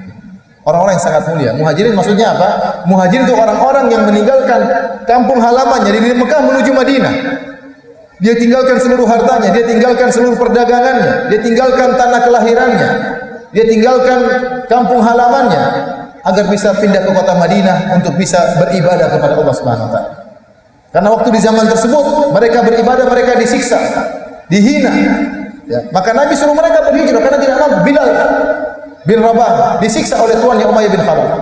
Diletakkan di atas, di bawah terik matahari, letakkan batu di atas dadanya, dijemur. Dipanggil anak-anak untuk mengarak, ditarik di kota Mekah, dan dia tetap berkata ahadun ahad, Allah Maha Esa, Allah Maha Esa. Disuruh mengucapkan kesyirikan, dia tidak mau. Disiksa. Mau bagaimana mau sholat, bagaimana ibadah? Di sini seperti itu. Khabbab bin al-Arat disiksa. Diambil batu yang panas, ditempelkan ke pundaknya sampai mati batu tersebut. Seperti ada arang diletakkan di mana? Sampai ya lepas kulit dari pundaknya. Disiksa. Sebagian mereka dibunuh, Yasir dibunuh, Sumayyah dibunuh, ya. Sehingga mereka harus berhijrah demi untuk bisa beribadah kepada Allah Subhanahu wa taala, sehingga banyak di antara mereka yang miskin. Sampai akhirnya Nabi membuat Sufa. Sufa itu apa? Sufa itu Masjid Nabawi dibuat semacam pelataran di belakang, dikasih tenda di atasnya. Tapi terkadang kanan kirinya terbuka, mereka tidur di situ, bukan dalam masjid. Mereka tidur Sufa. Sufa itu bagian belakang, di belakang Masjid Nabawi, dibuat semacam terpal di atasnya supaya mereka bisa tidur di situ. Karena tidak punya rumah, tidak ada yang menampung mereka, tidak ada tetangga yang bisa menampung mereka. Sebagian sahabat sudah bagi-bagi, kamu tinggal sama sini, kamu tinggal sama sini. Namun masih banyak saja orang-orang yang tidak punya tempat tinggal, sehingga mereka tinggal di Sufa. Wajar jika Nabi sebutkan di antara mereka ada yang syu'atul ru'usan, rambutnya semerawut, adunusu thiyaban, baju mereka kotor, la yanqihunal mutanaimat, mereka kalau melamar ditolak, tidak pernah menikah dengan wanita-wanita yang hidupnya enak. Wala tuftahu lahum abwaabus sudat, dan mereka tidak pernah dibukakan bagi mereka pintu-pintu baik orang kaya, ya, sering ditolak kalau bertamu. Mereka ini yang pertama kali minum dari telaga Haud, telaga Nabi SAW. Timbul pertanyaan, apakah ini dalil bahwasanya orang miskin lebih afdal daripada orang kaya? Buktinya orang kaya yang muhajirin kaya-kaya nunggu dulu. Yang minum yang muhajirin yang miskin, miskin dulu. Dan kita tahu bahwasanya orang miskin masuk surga sebelum orang kaya berapa tahun? 500 tahun. Kata Nabi SAW, inna fuqara'a ummati yadkhuluna al-jannata qabla al-aghniya binisfi yaum. Ya, sungguhnya orang-orang miskin dari umatku akan masuk surga sebelum orang-orang kaya lebih cepat setengah hari, dan satu hari seperti 1000 tahun. Artinya lebih cepat 500 tahun. Dalam riwayat yang lain, orang-orang miskin dari umatku masuk surga sebelum orang kaya lebih cepat 100 tahun. Dalam riwayat yang lain ada yang lebih ringan, orang-orang miskin masuk surga lebih cepat dari orang kaya, lebih cepat 40 tahun. Berarti Ustaz, kalau kita ingin masuk surga cepat harus miskin. Sepertinya demikian. Kok bisa yang kaya terlambat? Iya, karena dia harus dihisab. Dia harus apa? Dihisab. Mobilnya dihisab, rumahnya dihisab, HP-nya dihisab, aset-asetnya dihisab. Dari mana dia dapatkan duitnya, kemana dia habiskan. Orang miskin malah apa yang mau dihisab? Duitnya nggak ada. Duitnya nggak ada. Sehingga hisabnya sebentar. Orang kaya asetnya banyak, hisabnya banyak. Saya sering sampaikan, HP saja ini hisabnya berbeda. Kalau Anda punya HP yang canggih, bisa internetan, bisa WhatsAppan, bisa Facebookan, bisa lihat YouTube, YouFit dan yang lainnya, wah hisabnya panjang. Ya. Ente punya Facebook aja, lihat punya teman-teman cewek, buka lihat, hisabnya panjang. Coba kalau HP-nya HP jadul, cuma daftar nama sama daftar utang, ya. Hisabnya cepat. Ini ketika baru bicara HP, belum rumah kecil, rumah besar, hisabnya beda. Mobil satu tua dengan mobil baru, 2, 3, 4, hisabnya beda. Punya satu kios dengan punya 10 kios, hisabnya beda. Apalagi kalau nggak punya kios, nggak punya rumah, nggak punya HP, itu cepat masuk surga. Baik hadirin dan hadirat yang dirahmati Allah Subhanahu wa taala. Apakah kalau orang miskin cepat masuk surga berarti dia lebih hebat daripada orang kaya di surga? Jawabannya tidak. Dijelaskan oleh Ibnu Hajar rahimahullah dalam Fathul Bari. Dijelaskan oleh Ibnu Taimiyah rahimahullah dalam Majmu' Fatawa. Itu hanya masalah di luar saja. Tetapi kalau orang kaya ini setelah dihisab ternyata pahalanya sangat banyak, meskipun dia masuk surga belakangan, surganya lebih tinggi. Paham? Ini masalah cepat di luar masuk surga atau tidak. Tapi kalau sudah masuk surga, bisa jadi orang kaya lebih tinggi, bisa jadi si miskin lebih tinggi. Tergantung orang kaya ini apakah kekayaannya benar-benar digunakan untuk Allah Subhanahu wa taala. Kalau dia banyak menyumbang, dia punya banyak wakaf, ya, dia punya darul aitam buat anak yatim, dia membantu para janda, ya, baik janda yang muda maupun janda yang tua, ya. Dia bantu semuanya, kemudian dia lebih tinggi surganya, meskipun dia masuk surga belakangan. Dan hadis-hadis tadi, orang miskin masuk lebih surga lebih cepat 500 tahun, ada yang lebih cepat 100 tahun, ada yang lebih cepat 40 tahun. Tergantung, berarti ya ini sangat miskin dibandingkan dengan sangat kaya. Maka jaraknya si kaya terlalu lama apa? Dihisab, yang miskin cepat sekali, maka jaraknya 500 tahun. Yang jaraknya 100 tahun, mungkin dia tidak terlalu miskin dibandingkan dengan yang tidak terlalu kaya, sehingga jaraknya cuma 100 tahun. Yang 40 tahun yang agak miskin dibandingkan dengan yang agak kaya, sehingga jaraknya cuma 40 tahun. Adapun hadis bahwasanya Abdurrahman bin Auf masuk surga dalam kondisi merangkak, maka ini hadis yang batil, hadis yang mungkar, tidak benar. Tidak benar. Orang kaya meskipun dihisab belakangan, seandainya kekayaannya karena Allah, maka dia bisa jadi lebih tinggi daripada orang miskin di surga. Kalau gitu pilih mana? Orang miskin atau orang kaya? Orang kaya saja. Meskipun hisabnya panjang, tidak jadi masalah. Yang penting kaya di dunia, di surga, surga. Baik. Lantas kenapa orang-orang miskin didahulukan untuk masuk surga? Syekhul Islam Ibnu Taimiyah rahimahullah menyebutkan dalam Majmu' Fatawa, dan saya belum menemukan penjelasan dari ulama yang saya baru dapatkan dari Ibnu Taimiyah. Dia mengatakan apa? Karena orang miskin tidak pernah merasakan, ya, kenikmatan tatkala di dunia. Maka Allah ingin dia segera merasakan kenikmatan tersebut. Orang kaya sudah sering, nanti aja enggak apa-apa. Orang kaya sudah sering, nanti aja enggak apa-apa. Orang miskin jarang. Makanya dalam riwayat yang lain Ibnu Taimiyah menyebutkan, ya, kata Ibnu Taimiyah menyebutkan tentang tadi fuqara muhajirin yang tidak pernah menikah dengan wanita-wanita yang mungkin cantik-cantik, enggak pernah. Orang kaya tinggal pilih perempuan mana dia mau. Ini mereka tidak pernah nikah dengan perempuan-perempuan cantik. Kalau bertamu ditolak, rambut semerawut tidak pernah dirapikan, baju kotor. Dalam riwayat yang lain, yamutu ahaduhum wa hajatuhu tahtadiju fi sadrihi la yajidlaha qada'an. Salah seorang dari mereka meninggal sementara dia punya keinginan, punya hasrat bergejolak dalam hatinya, tidak bisa dia penuhi. Itu orang miskin begitu. Lihat mobil, pengin beli mobil, duit enggak cukup-cukup. Mau nikah sama seorang wanita, mahar enggak bisa kumpulin mahar. Banyak perkara, mau makan makanan enak, dia cuma ngiler, tidak bisa beli kenapa duitnya enggak ada? Dia meninggal dalam kondisi bergejolak hatinya ingin sesuatu, tidak terpenuhi. Maka tatkala dia dibangkitkan, orang ini yang pertama kali harus segera apa? Minum dari telaga. Harus pertama kali masuk apa? Surga. Kasihan. Yang kaya ngantri sebentar. Sudah sering enak, sudah sering nikmat, belakangan tidak jadi masalah. Jadi para hadirin, inilah ya, orang-orang yang pertama kali masuk surga atau orang-orang yang pertama kali minum dari telaga Nabi sallallahu alaihi wasallam. Baik.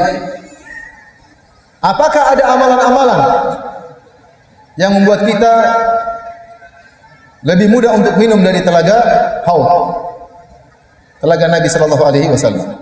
Ada beberapa amalan hendaknya kita perhatikan agar kita mudah untuk minum dari telaga Nabi sallallahu alaihi wasallam. Yang pertama adalah at-tamassuk bil kitabi was sunnah, berpegang teguh dengan Al-Qur'an dan sunnah. Tadi kita sebutkan mereka yang bikin ajaran-ajaran baru, akidah-akidah yang baru, ya ini rawan tidak bisa minum dari telaga Nabi sallallahu alaihi wasallam. Maka kita berusaha ikuti Al-Qur'an dan sunnah. Jangan kita tambah-tambahi, ya. Ikuti saja Al-Qur'an dan sunnah. Kata Nabi sallallahu alaihi wasallam, "Inni qad taraktu fikum syai'aini lan tadhillu ba'dahuma." Sungguhnya aku telah tinggalkan kepada kalian dua perkara, kalian tidak akan sesat selamanya setelah jika berpegang teguh dengan dua perkara tersebut. Kitabullahi wa sunnati, yaitu Al-Qur'an dan sunnahku. Walan yatafarraqa hatta yarida 'alal haud, dan keduanya tidak akan terpisah sampai datang di telagaku. Ini isyarat bahwasanya berpegang teguh dengan Al-Qur'an dan sunnah merupakan sebab utama untuk minum dari telaga Nabi sallallahu alaihi wasallam. Tidak melakukan perubahan, tidak melakukan penambahan baik dalam masalah akidah, dalam masalah keyakinan maupun dalam masalah ya peribadatan. Adapun menambah-nambah dalam masalah duniawi silakan sebebas-bebasnya selama tidak merupakan maksiat. Kemudian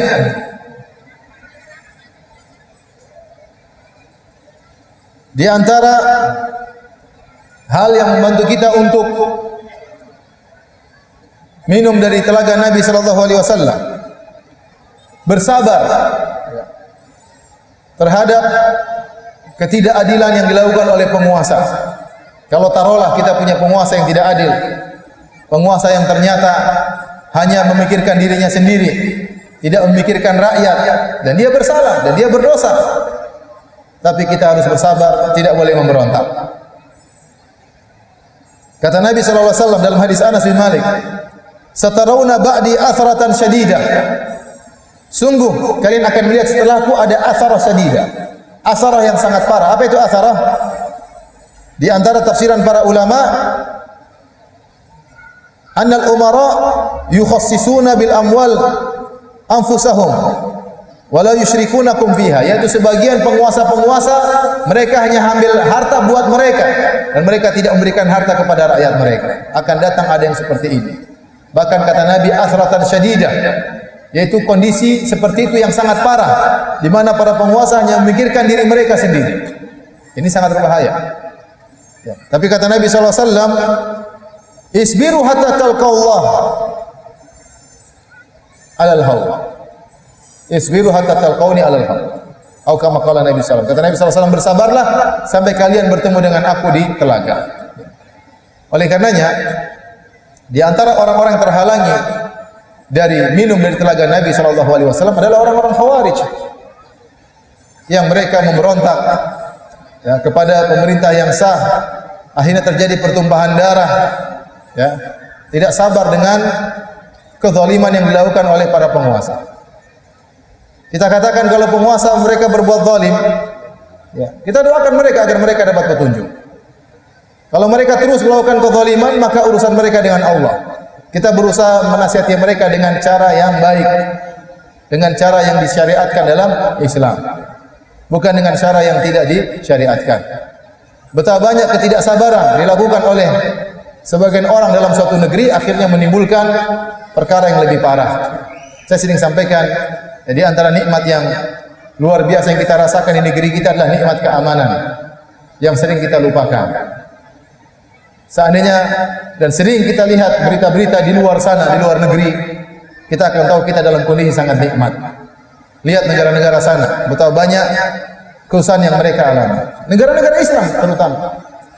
Lihat negara-negara Arab, lihat di Yaman seperti apa sekarang. Banyak teman-teman saya sudah ngambil doktor S3, nggak mau pulang. Kenapa? Kalau pulang mungkin dia dibunuh di sana. Terjadi peperangan. Teman saya dari Libya juga mengatakan demikian. Ya Firanda, saya mau pulang, saya bingung. Saya nanti pulang ke Libya, di sana ada dualisme atau tigalisme kepemimpinan. Masing-masing punya kekuatan. Saya tidak tahu kalau saya dibunuh atau saya membunuh. Saya tidak tahu saya dibunuh, kenapa saya dibunuh.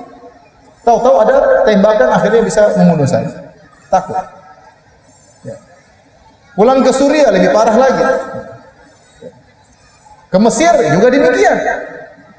Jadi banyak negara-negara yang dahulunya lebih tenteram, lebih nyaman, lebih aman ya. Karena ada sebagian saudara-saudara kita yang tidak sabar, akhirnya melakukan pemberontakan dan akhirnya keburukan yang timbul lebih parah. Oleh karenanya para hadirin dan hadirat yang dirahmati oleh Allah Subhanahu wa taala ya. Seorang berpikir jauh ke depan ya. Jangan sampai keamanan di negeri kita akhirnya runtuh, akhirnya rusak gara-gara semangat yang tanpa perhitungan, yang tidak berdasarkan ya Al-Qur'an maupun sunnah Nabi sallallahu alaihi wasallam. Baik. Namun ingat, demikian juga sebagaimana kita bersabar dengan kezaliman yang ada, bersabar dalam artian kita berusaha menasihati, melakukan perbaikan dengan cara yang baik, tidak melakukan pemberontakan sehingga terjadi pertumpahan darah. Demikian pula kalau kita melihat ada penguasa yang zalim, maka tidak boleh kita dukung, tidak boleh. Tidak boleh kita dukung. Dalam hadis kata Rasulullah sallallahu alaihi wasallam, "A'adaka Allah min imaratis sufaha." Kata Nabi kepada Ka'ab bin Ujrah, semoga Allah melindungi engkau dari pemerintahan orang-orang yang bodoh. Qala wa ma imaratus sufaha? Ya Rasulullah, apa itu pemerintahan orang-orang yang bodoh?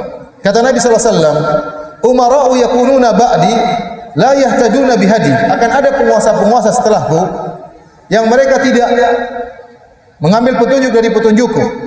Wala yastannuna bi sunnati, dan tidak mengambil dari sunnahku. Faman saddaqahum bikadzibihim wa a'anahum ala dzulmihim fa ulaika laisu minni wa lastu minhum. Barang siapa yang membenarkan penguasa seperti ini, membantu mereka di atas kedustaan mereka, maka mereka bukan dariku dan aku bukan dari mereka. Wala yariduna ala haudhi, dan mereka tidak akan datang kepada telagaku. Wa man lam yusaddiqhum bikadzibihim wa lam yu'inhum ala dzulmihim fa ulaika minni wa ana minhum wa sayaridu ala haudhi. Dan barang siapa yang tidak membenarkan mereka dan tidak menolong mereka dalam kezaliman mereka, maka mereka akan datang ke telagaku. Jadi kita harus bersikap yang adil. Kalau ada penguasa yang salah, kita nasihati dengan cara yang baik. Rasulullah SAW sampai menyuruh kita untuk menasihati mereka. Kata Nabi SAW, ad-dinun nasihat, agama adalah nasihat. Liman, kepada siapa Rasulullah? Lillahi wa li kitabihi wa li rasulihi. Untuk menasihati Allah, Rasulnya dan ke Al-Quran. Wali aimatil muslimin, dan nasihat kepada para pemimpin, wa amatihim, dan nasihat kepada orang awam. Di sini Nabi membedakan antara nasihat kepada pemimpin dengan nasihat kepada orang awam. Caranya berbeda, tidak sama. Caranya berbeda. Adapun menasihati pemimpin kemudian dijelek-jelekan di podium-podium, saya rasa tidak sesuai dengan sunnah Nabi sallallahu alaihi wasallam. Ya. Seorang berusaha berjalan di atas sunnah Nabi sallallahu alaihi wasallam. Ya. Sebagian orang terlalu suudzon kepada sebagian penguasa. Dia tidak menasihati terlebih dahulu. Betapa banyak orang yang kita datangi dan kita bicara langsung, dia mau menerima nasihat. Tapi kalau kita sudah maki-maki terlebih dahulu, baru kita datangi, ya agak susah. Antum saja kalau dimaki-maki kemudian datangi, antum susah terima. Apalagi seorang memiliki kekuasaan. Oleh karenanya, para hadirin hadirat yang dirahmati Allah Subhanahu wa taala, kita bersikap adil ya, terhadap penguasa. Kalau penguasa bersalah, kita nasihati dengan cara yang baik, dan tidak boleh kita dukung kesalahan mereka. Tidak boleh kita dukung kesalahan mereka.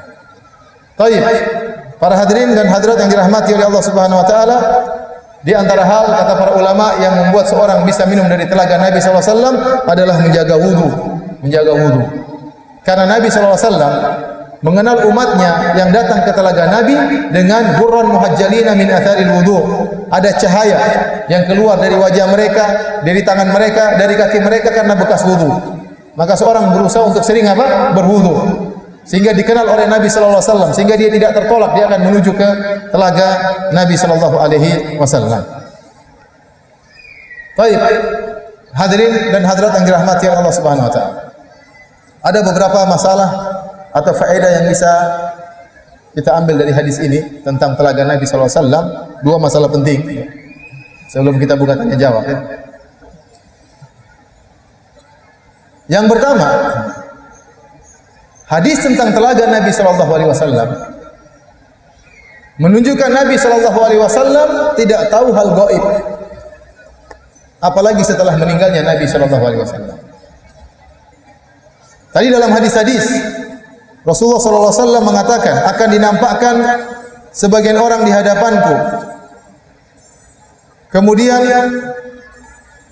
diusir dari telagaku. Maka aku berkata, ya Allah, itu adalah sahabat-sahabatku. Kata Allah Subhanahu wa taala, innaka la tadri ma ahdatsu ba'dak. Sungguhnya kau tidak tahu apa yang mereka ada-adakan setelah kau meninggal. Yang mereka ada-adakan setelah kau meninggal. Innahum qad baddalu wa ghayyaru. Sungguhnya mereka telah merubah dan mengganti-ganti ajarannya. Di sini Allah mengatakan Nabi tidak tahu apa yang mereka lakukan.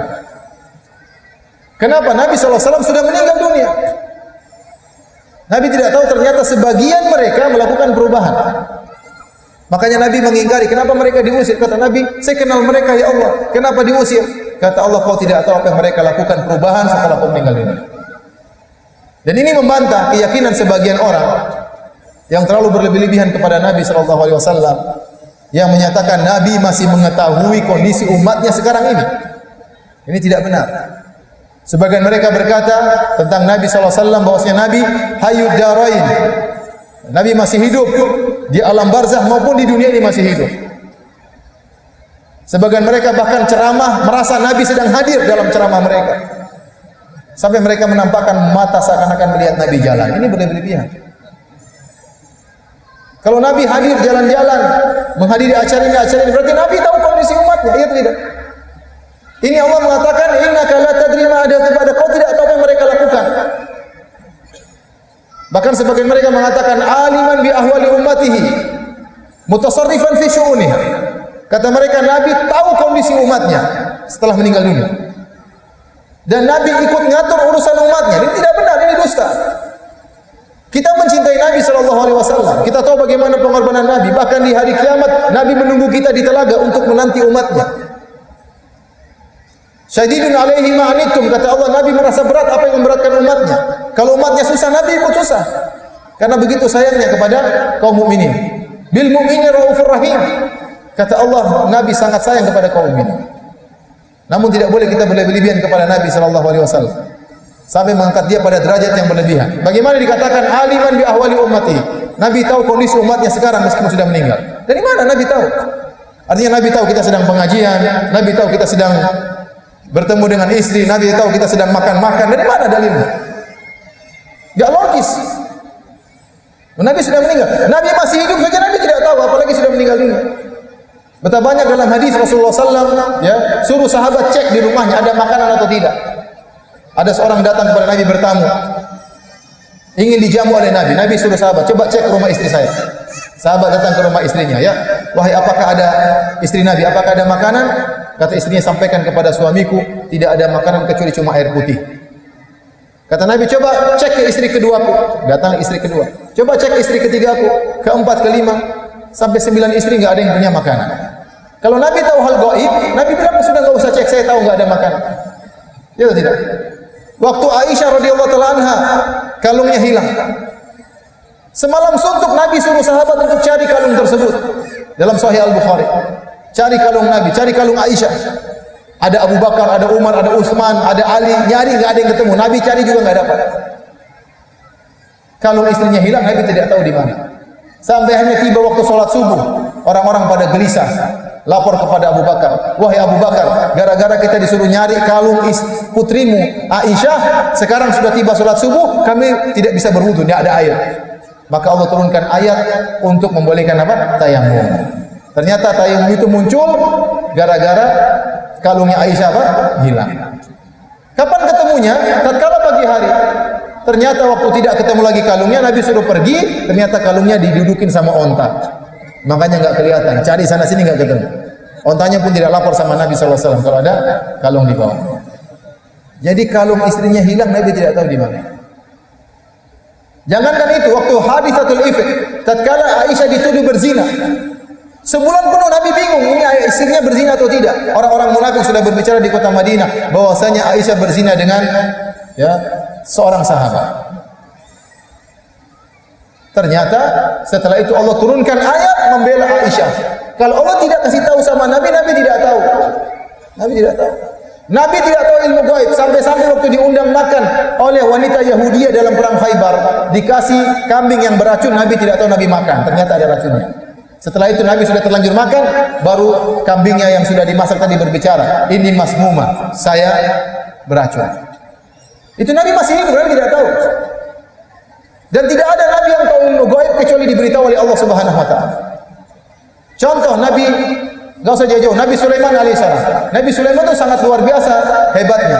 Sampai anak buahnya jin, bukan jin baik-baik saja, jin ifrit juga anak buahnya Sulaiman alaihissalam. Setan-setan semua anak buahnya siapa? Sulaiman. Itu pun waktu burung hudhud pergi ke negeri Sabah. Kemudian dia lihat Bilqis sedang sujud kepada matahari dengan rakyatnya. Kemudian burung hudhud pulang menemui Sulaiman. Burung hudhud berkata kepada Sulaiman, "Ahatu bima lam tuhitu bih." Wahai Sulaiman, saya punya ilmu yang kau tidak tahu. Bayangkan, burung hudhud, burung kecil berani ngomong sama Sulaiman, saya punya ilmu yang kau tidak tahu. Wa ji'tuka min Saba'in binaba'in yakin. Aku datang kepadamu dari negeri Sabah dengan bawa kabar yang pasti yang kau tidak tahu. Ada apa? Hudhud cerita, begini. Kata Sulaiman, "Nandur, asadaqta am kunta minal kadhibin." Saya cek dulu, kau bohong atau dusta. Sulaiman masih belum tahu alaihissalam. Jangankan perkara masa depan, apa yang terjadi di negeri lain dia tidak tahu. Itu masih hidup Nabi Sulaiman, anak buahnya jin ifrit. Sekarang Nabi SAW sudah meninggal, kita bilang Nabi tahu kondisi umat kita. Dari mana dalilnya? Dari mana dalilnya? Nabi bisa keluar dari kuburan kemudian bertemu dengan umatnya. Dari mana dalilnya? Sampai ada yang mengaku ketemu Nabi zaman sekarang. Bagaimana ketemu Nabi?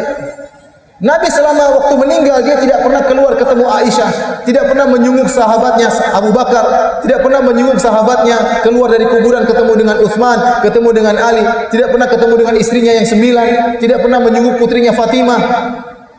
Sekarang 1000 tahun kemudian jenguk kamu, gimana ceritanya? Anak istrinya tidak dia jenguk, sekarang keluar dari kuburan ketemu dengan kamu, ini enggak benar. Jadi ini dalil karena sebagian orang menyangka Nabi sekarang masih hidup dan tahu kondisi kita. Kita lagi ngapain Nabi tahu? Tidak boleh. Bukti dalil yang sangat kuat. Allah berkata kepada Nabi, "Innaka la tadri ma ahdatsu ba'da." Kau tidak tahu apa yang mereka lakukan setelah engkau meninggal wahai Rasulullah. Kau tidak tahu. Innahum qad ghayyaru wa baddalu. Mereka telah merubah dan telah mengganti. Oleh karenanya Allah di hari kiamat kelak bertanya kepada Nabi Isa, "Ya Isa, wahai Isa, a anta qulta lin-nasi ittakhiduni wa ummi ilahaini min dunillah?" Wahai Nabi Isa, apakah kau pernah menyuruh kepada umatmu dengan berkata, "Wahai umatku, jadikanlah aku dan ibundaku sebagai Tuhan selain Allah." Sehingga Trinitas. Dalam Allah menyampaikan begitu. Apa kau pernah menyampaikan kepada umatmu? Kata Nabi Isa, tidak pernah. Kata Nabi Isa, "Wa kuntu syahidan 'alaihim ma dumtu fihim. Falamma tawaffaitani kuntu anta raqiba 'alaihim." Kata Nabi Isa, "Ya Allah, waktu saya masih hidup saya tahu apa yang mereka lakukan. Setelah kau angkat saya tidak tahu apa yang mereka lakukan." Artinya di zaman Nabi Isa dia belum dituhankan. Waktu dia masih hidup, waktu belum diangkat ke atas langit. Kata Nabi Isa, "Waktu saya masih hidup bersama mereka, saya menjadi saksi apa yang mereka lakukan." Tetapi tatkala kau angkat saya, engkau yang mengetahui apa yang mereka lakukan. Itu Nabi Isa pun tidak tahu apa yang terjadi dilakukan oleh umatnya setelah dia diangkat oleh Allah Subhanahu wa taala. Maka hati-hati ikhwan, para hadirin hadirat, kita cinta kepada Nabi lebih daripada orang tua kita, lebih daripada anak-anak kita. Kita senantiasa berselawat kepada Nabi sallallahu alaihi wasallam, tapi tidak boleh berlebih-lebihan. Ya. Berlebih-lebihan kepada Nabi sallallahu alaihi wasallam sehingga memberi dia derajat yang tidak sepantasnya, ya. Baik. Ini satu perkara. Perkara yang lain, hati-hati dengan pemahaman yang disebut dengan Rafidhah. Ya. Ini alhamdulillah sudah dinyatakan oleh MUI bahwasanya dia pemahaman yang tidak benar, menyimpang, yang mengkafirkan para sahabat, mengkafirkan Abu Bakar dan Umar dan Utsman dan Ali dan Utsman, Ali tidak. Mengkafirkan istri Nabi SAW, mengatakan Aisyah sebagai pezina. Ini pemahaman yang sangat berbahaya. Dan semoga ya, tidak beredar di negeri kita. Karena pemahaman ini bukannya sekedar pemahaman akidah, tapi juga masuk dalam bidang politik. Tidak adalah pemahaman ini masuk di negara manapun kecuali ada bau politik. Dan asalnya muncul pemahaman ini juga karena politik di zaman para sahabat. Ya, karena politik. Bukan hanya sekedar pemahaman agama saja. Beda dengan Ahmadiyah. Kalau Ahmadiyah itu pemahaman yang menyimpang, menganggap ada Nabi setelah Nabi sallallahu alaihi wasallam, tetapi itu hanya sekedar agama. Dia tidak berbicara tentang kekuasaan. Tidak bicara dengan masalah politik. Tapi kalau Rafidhah Syiah, dia akan masuk dalam masalah politik. Hati-hati. Mereka mengkafirkan para sahabat. Di antara dalilnya mereka mengkafirkan para sahabat, kata mereka dalilnya hadis-hadis tentang ini. Di mana Nabi mengatakan, diperlihatkan kepadaku sahabatku, kemudian Allah katakan mereka telah bermurtad. Ini dalil bahwasanya para sahabat murtad, kata mereka. Kata mereka semua sahabat murtad kecuali tinggal 4 orang. Yang lainnya semua murtad. Dalilnya adalah hadis ini. Bagaimana kita bantah mereka? Bantahannya dari beberapa sisi. Yang pertama, hadis ini tentang hadis telaga Nabi, di mana ada sebagian sahabat yang murtad. Pertama kita katakan, hadis-hadis para sahabat yang meriwayatkan hadis-hadis ini, kalian kafirkan. Saya katakan tadi, hadis-hadis tentang telaga, hadisnya mutawatir atau tidak? Mutawatir. Dan yang riwayatkan sahabat. Nah, sahabat-sahabat yang meriwayatkan hadis ini semuanya dikafirkan oleh orang-orang Syiah. Nah, kalau kalian mengkafirkan para sahabat yang meriwayatkan hadis ini, kenapa kalian ambil riwayatnya? Paham? Kalian mengkafirkan mereka, tapi kalian ambil riwayat para sahabat untuk mengkafirkan para sahabat. Nah, kalau kalian sudah kafirkan mereka, ngapain ngambil riwayat mereka? Ini yang pertama. Yang kedua, dalam riwayat-riwayat, saya kumpulkan riwayat-riwayatnya, datang dalam berbagai riwayat. Saya bacakan. Pertama kata Nabi, rijalun mimman sahabani. Datang beberapa lelaki yang pernah bersahabat denganku, kemudian diusir. Dalam riwayat yang lain, ar-rahtu. Datang rahtun min ashabi. Kata Nabi, saya datanglah roh dalam bahasa Arab itu jumlah orang dari 3 sampai 7, ada yang 3 sampai 10, intinya kurang dari 10. Ada sebagian dari sahabatku, rahtu. Memang hadis ini sahih, tapi disebutkan dalam bentuk sedikit ar-rahtu. Dalam sebagian riwayat Usayhibi. Ini dijelaskan oleh Ibnu Hajar, dijelaskan oleh para ulama. Usayhabi itu dalam bahasa Arab adalah kalimat tasghir yang menunjukkan jumlah sedikit. Yang menunjukkan jumlah sedikit. Ya. Jadi, ya, dalam riwayat ta'ifatun minkum, sekelompok dari kalian datang kemudian terusir. Jadi kalau kita perhatikan lafal-lafal yang diusir dari telaga Nabi yang dikenal oleh Nabi tidak banyak, sedikit. Oleh karenanya para ulama mengatakan mereka itulah orang-orang Arab Badui yang murtad setelah Nabi meninggal dunia di zaman Abu Bakar. Mereka masuk Islam belakangan. Kemudian mereka bayar zakat di zaman Nabi. Begitu Nabi SAW meninggal di zaman Abu Bakar, mereka disuruh bayar zakat, tidak mau. Kata mereka, yang kita disuruh bayar zakat kalau Nabi masih hidup. Kemudian di antara mereka murtad sehingga diperangi oleh Abu Bakar. Dan jumlah mereka tidak banyak, sedikit. Maka kita katakan datang hadis-hadis yang menunjukkan sebagian sahabat murtad, itu sahabat maksudnya bukan seluruh sahabat, tapi sebagian kecil. Ya, sebagian kecil yang pernah bersahabat dengan Nabi. Yang pernah bersahabat dengan Nabi artinya pernah Islam di zaman Nabi sallallahu alaihi wasallam. Adapun sebagaimana keyakinan orang-orang Rafidhah seluruhnya kafir kecuali 4 orang, maka ini tidak benar. Di antara dalil kita membantah mereka telah kita sebutkan tadi bahwasanya orang-orang yang pertama kali minum dari telaga adalah orang-orang fakir dari kaum Muhajirin. Yang mereka Muhajirin menunjukkan iman mereka kuat, mereka bertahan sehingga mereka minum dari telaga Nabi sallallahu alaihi wasallam.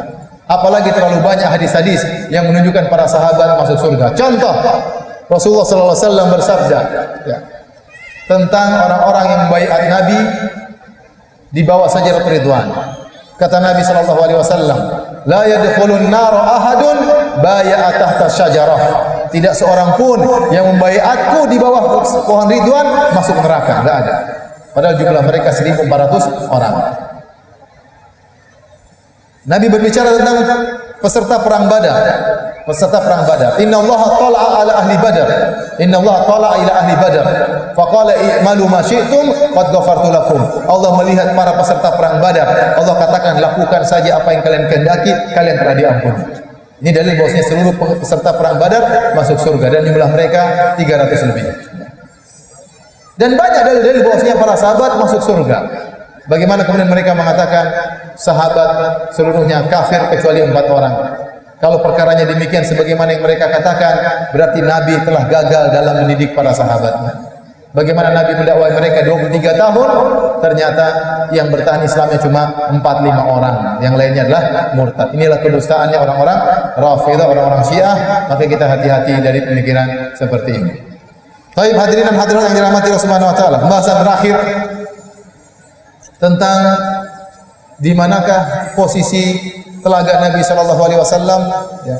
Ini sekedar sebagai tambahan ilmu ya. Ada khilaf di kalangan para ulama di manakah telaga Nabi sallallahu alaihi wasallam. Ada yang mengatakan di padang mahsyar, ada yang mengatakan setelah lewat sirat. Yang mengatakan telaga Nabi setelah lewat sirat, kita tahu kan sirat. Sirat adalah jembatan yang dibentangkan oleh Allah di atas alamatni jahannam, di atas neraka jahannam ya. Ada minas sya'ar wa ahadu minas saif. Dia lebih tipis daripada rambut dan lebih tajam daripada pedang. Kemudian dibentangkan di atas neraka jahanam. Kemudian di sampingnya ada kalalib, ada besi-besi yang siap mencabik-cabik. Barang siapa yang lewat ternyata termasuk penghuni neraka jahanam akan dicabik oleh besi tersebut, dimasukkan dalam neraka jahanam. Ini adalah sirat. Nah, apakah telaga berada sebelum sirat ataukah setelah sirat? Maka ada khilaf. Pendapat pertama mengatakan telaga Nabi posisinya setelah sirat. Ini pendapat Ibnu Hajar rahimahullah dalam Fathul Bari. Pendapat yang dikuat oleh Suyuti. Pendapat yang diisyaratkan oleh Al-Bukhari dalam sahihnya. Kata mereka kenapa? Karena dalam hadis disebutkan barang siapa sudah minum dari telaga, dia tidak akan haus lagi. Ini pertama. Dia tidak akan haus lagi. Yang kedua, karena telaga tersebut airnya bersumber dari surga. Berarti telaga tersebut harusnya dekat dengan surga. Berarti harus setelah sirat.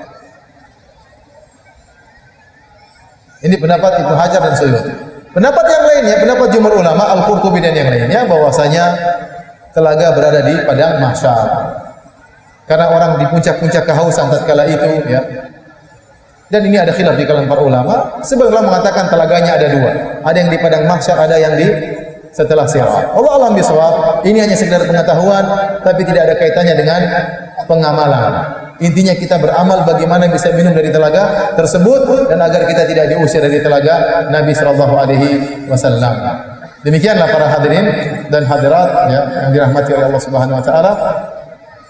Apa yang bisa kita sampaikan dari sifat-sifat telaga Nabi sallallahu alaihi wasallam. Semoga Allah menganugerahkan kepada kita istiqamah dan semoga kita bisa minum dari telaga Nabi sallallahu alaihi wasallam. Wallahu ta'ala alam bisawab.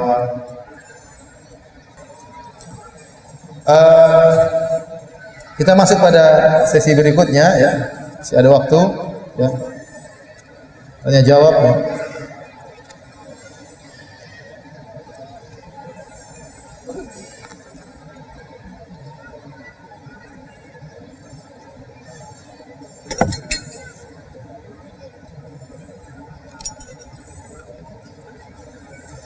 Saya ingin bertanya, bagaimanakah kiat-kiat untuk mendidik istri agar lebih menghormati suami, serta bila dinasihati tidak membantah?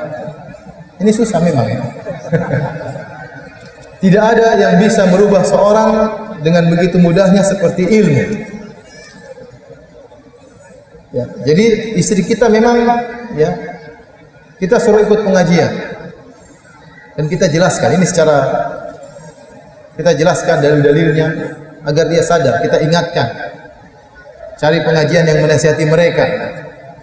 Maka pada kesempatan kali ini saya ingin menasihati para istri.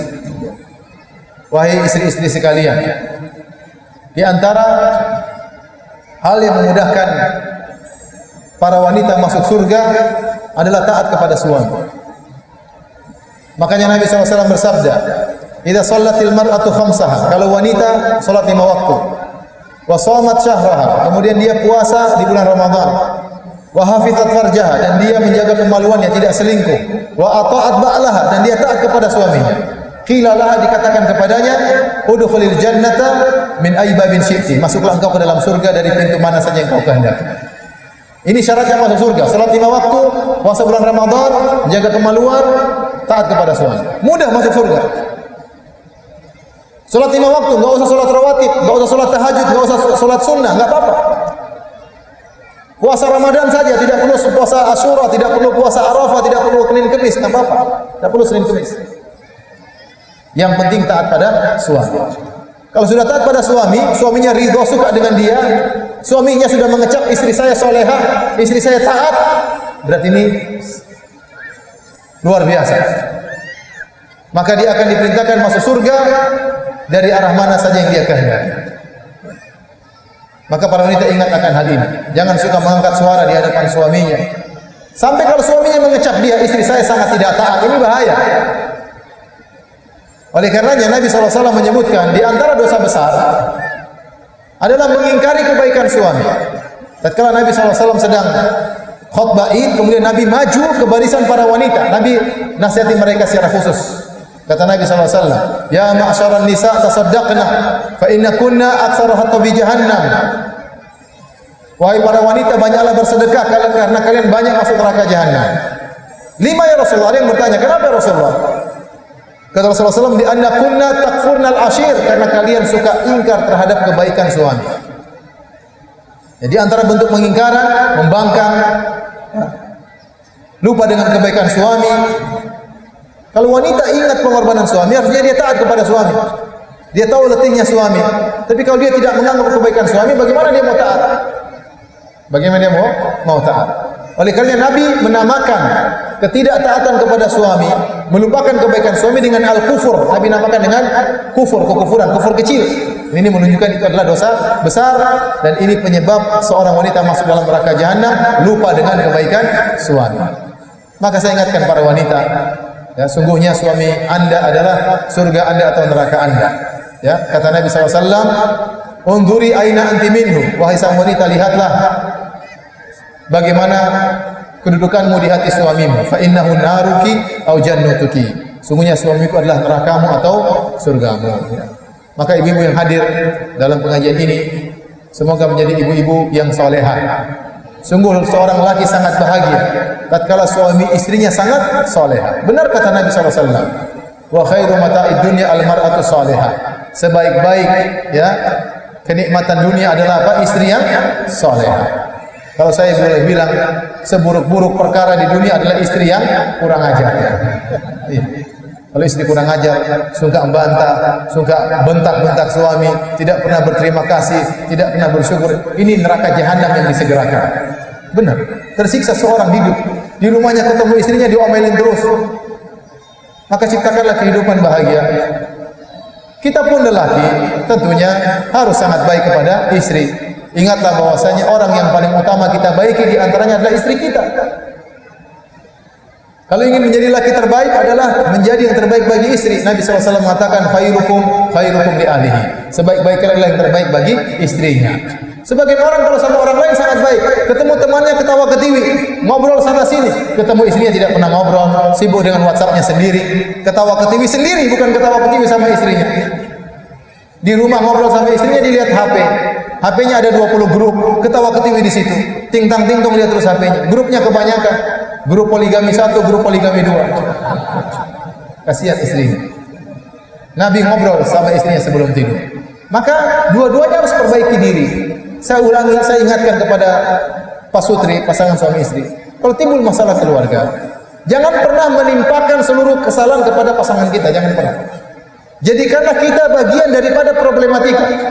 Jadikanlah kita bagian dari permasalahan. Ini timbul permasalahan, bukan total salah istri saya, mungkin saya juga salah. Saya kurang perhatian sehingga istri saya jadi perhatian di tempat lain. Saya mungkin kurang kasih hadiah sehingga istri saya kemudian marah-marah terus. Coba kalau Anda punya duit belikan emas, mungkin dia nggak marah-marah. Bulan ini belikan gelang, bulan depan belikan anting kanan, bulan depan anting yang kiri. Insya Allah dia tidak suka marah-marah. Sebulan sekali ajak traktir makan, insya Allah dia tidak. Mungkin kita juga yang salah. Maka kita harus introspeksi diri, baik wanita maupun apa? Lelaki.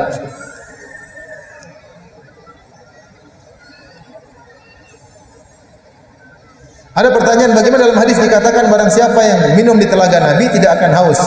Lalu bagaimana dengan seorang muslim yang masuk neraka padahal dia sudah minum dari telaga? Ini disebutkan juga oleh para ulama, di antaranya Ibnu Hajar dan yang lainnya. Kata mereka, seandainya ada seorang muslim, bagi yang berpendapat telaga di mana, di padang mahsyar, jadi sudah minum dari telaga, taruhlah kemudian ternyata dia masuk neraka, maka dia akan disiksa dari siksaan yang lain, tidak dari sisi haus. Tidak dari sisi apa? Haus. Bisa dengan sisi yang lain. Bolehkah kita menikah lagi tanpa istri mengetahui? Ini nanya atau ingin didukung?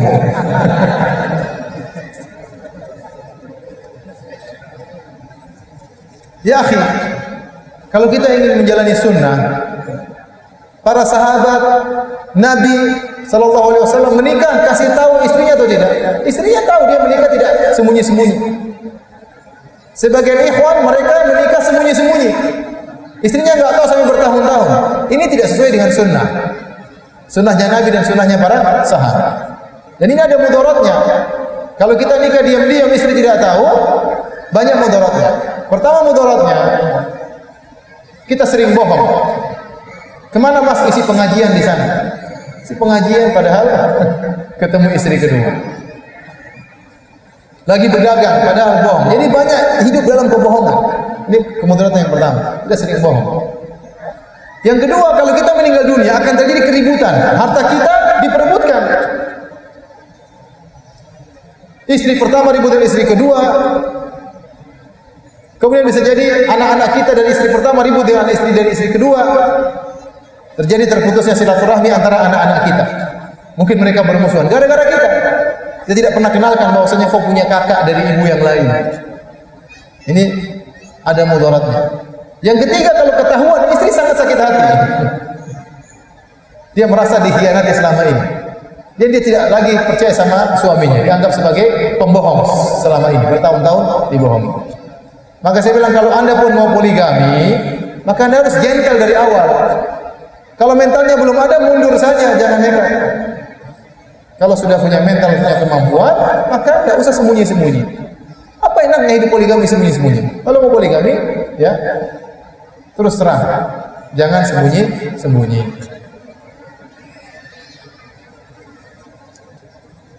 Ustadz, apakah orang yang sudah minum dari telaga Nabi dijamin masuk surga? Maka ini berdasarkan khilaf yang muncul. Bagi yang berpendapat telaga Nabi di padang mahsyar, maka belum tentu masuk surga. Yang minum dari telaga. Bagi yang berpendapat telaga Nabi setelah sirat, maka pasti masuk apa? Surga. Dan itu pendapat Ibnu Hajar dan Suyuti dan Imam Al-Bukhari. Bahwasanya sirat, telaga berada setelah sirat. Apakah kalau setelah lewat sirat masih haus? Kata mereka masih. Karena setelah sirat ada namanya kisos.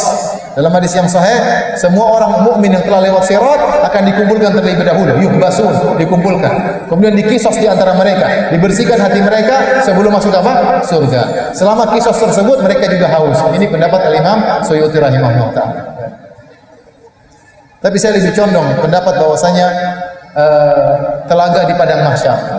Karena disitulah puncak-puncak kehausan. Nah, kalau sudah lewat sirat, ngapain lagi telaga? Langsung aja masuk surga. Langsung aja masuk surga. Tapi ini khilaf, saya katakan tidak ada, hanya sekedar ilmiah, tidak ada berkaitan dengan praktek amali.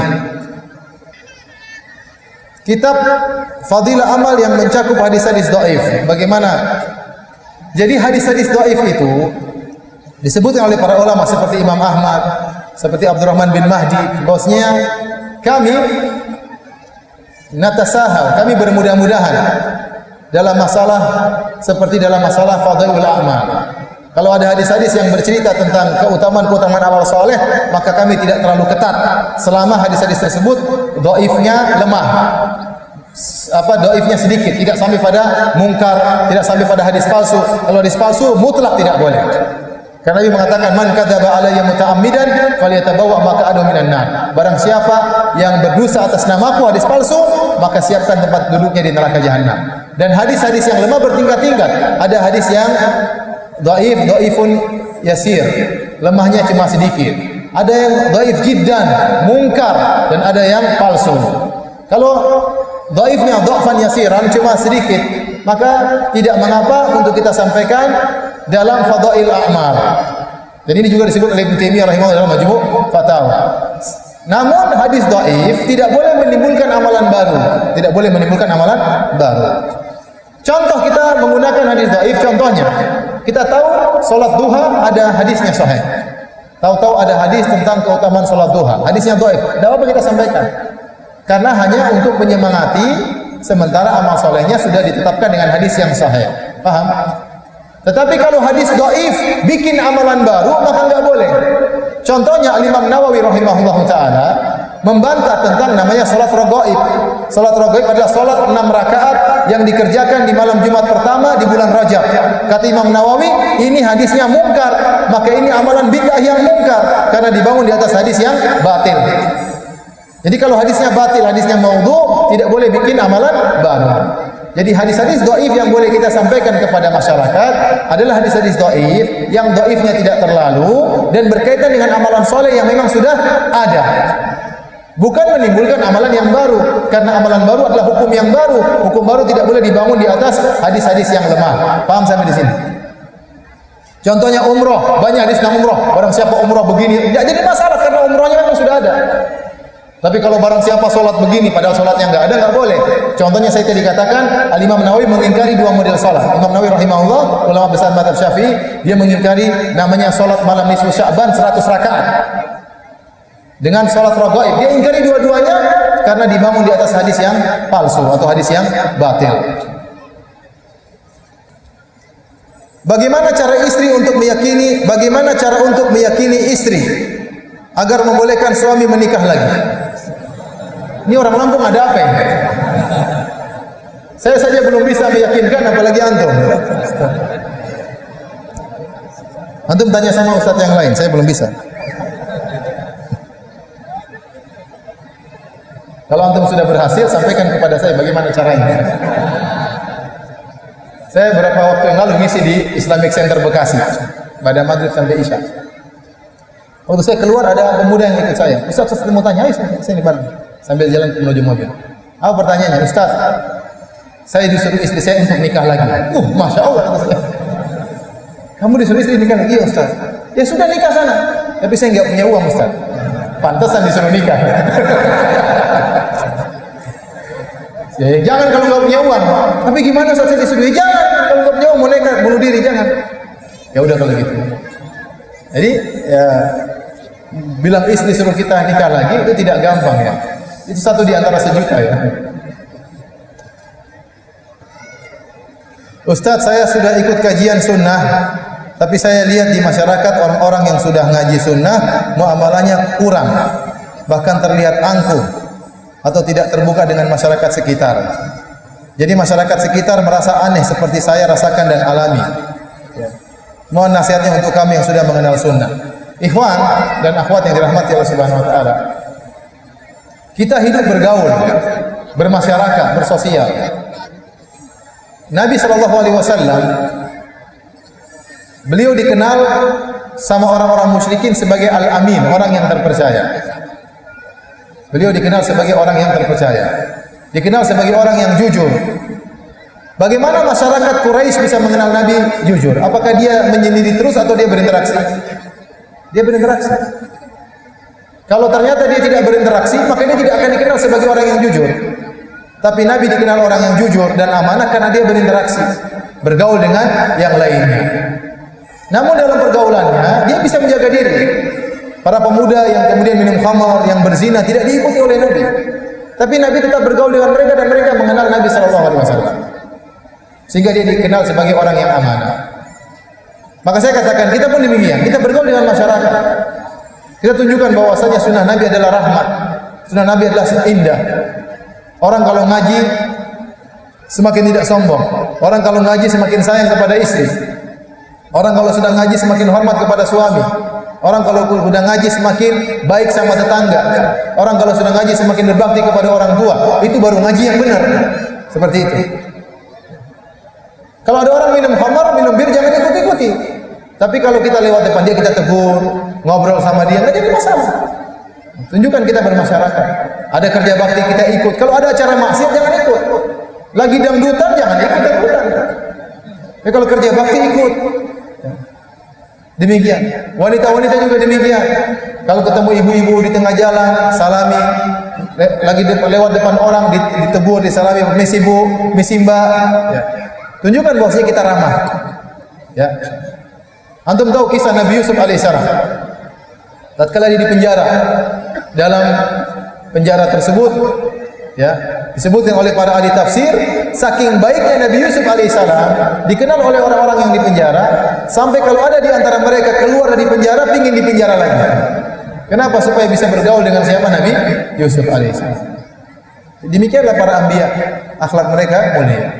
Dan ingatkan, kesombongan itu memang sangat mudah terjadi dengan berbagai macam sebab. Ada orang dengan kejabatannya jadi sombong, dia merasa dirinya hebat. Ada orang dengan bintang-bintangnya dia merasa sombong, merasa dia sudah berada di puncak, merendahkan orang lain, apalagi dia sudah pakai baju tersebut. Ya. Timbul kesombongan dengan sendirinya. Ada orang karena hartanya dia sombong, ada orang karena ilmunya dia sombong. Karena dia sudah tahu, dia merasa orang lain tidak tahu. Dia sudah belajar sama para ulama, sudah belajar sama ustadz-ustadz, dia pamer, saya sudah belajar sama ini, sombong. Oleh karenanya seorang menjauhi sikap sombong. Ilmu juga bisa bikin orang sombong, dan kita dapati banyak orang sombong gara-gara ilmu. Dapati banyak orang sombong gara-gara ilmu. Harusnya seorang berilmu semakin tawadhu, semakin rendah diri, bukan semakin sombong, semakin sadar bahwasanya dia penuh dengan kekurangan, semakin sadar dia punya semakin banyak pertanggungjawaban di hadapan Allah Subhanahu wa taala, bukan semakin angkuh. Jadi saya katakan bukan cuma harta yang bisa bikin sombong, ilmu juga bisa bikin sombong. Maka hati-hati antum belajar ngaji bukan untuk sombong. Demikian saja para hadirin kajian kita pada kesempatan hari ini ya. Mudah-mudahan bermanfaat dan semoga Allah mengampuni dosa-dosa kita. Semoga Allah menjadikan kita hamba-hambanya yang bisa minum dari telaga Nabi sallallahu alaihi wasallam. Dan saya ulangi lagi, kita haturkan terima kasih kepada Bapak Wali Kota atau yang mewakilinya yang telah ikut serta dalam pengajian ini sebagai bentuk apresiasi yang baik kepada acara-acara Islami. Semoga Allah memberi kebaikan dan balasan yang terbaik bagi mereka di dunia maupun di surganya kelak. Amin ya rabbal alamin. Wabillahi taufiq wal hidayah. Assalamualaikum warahmatullahi wabarakatuh.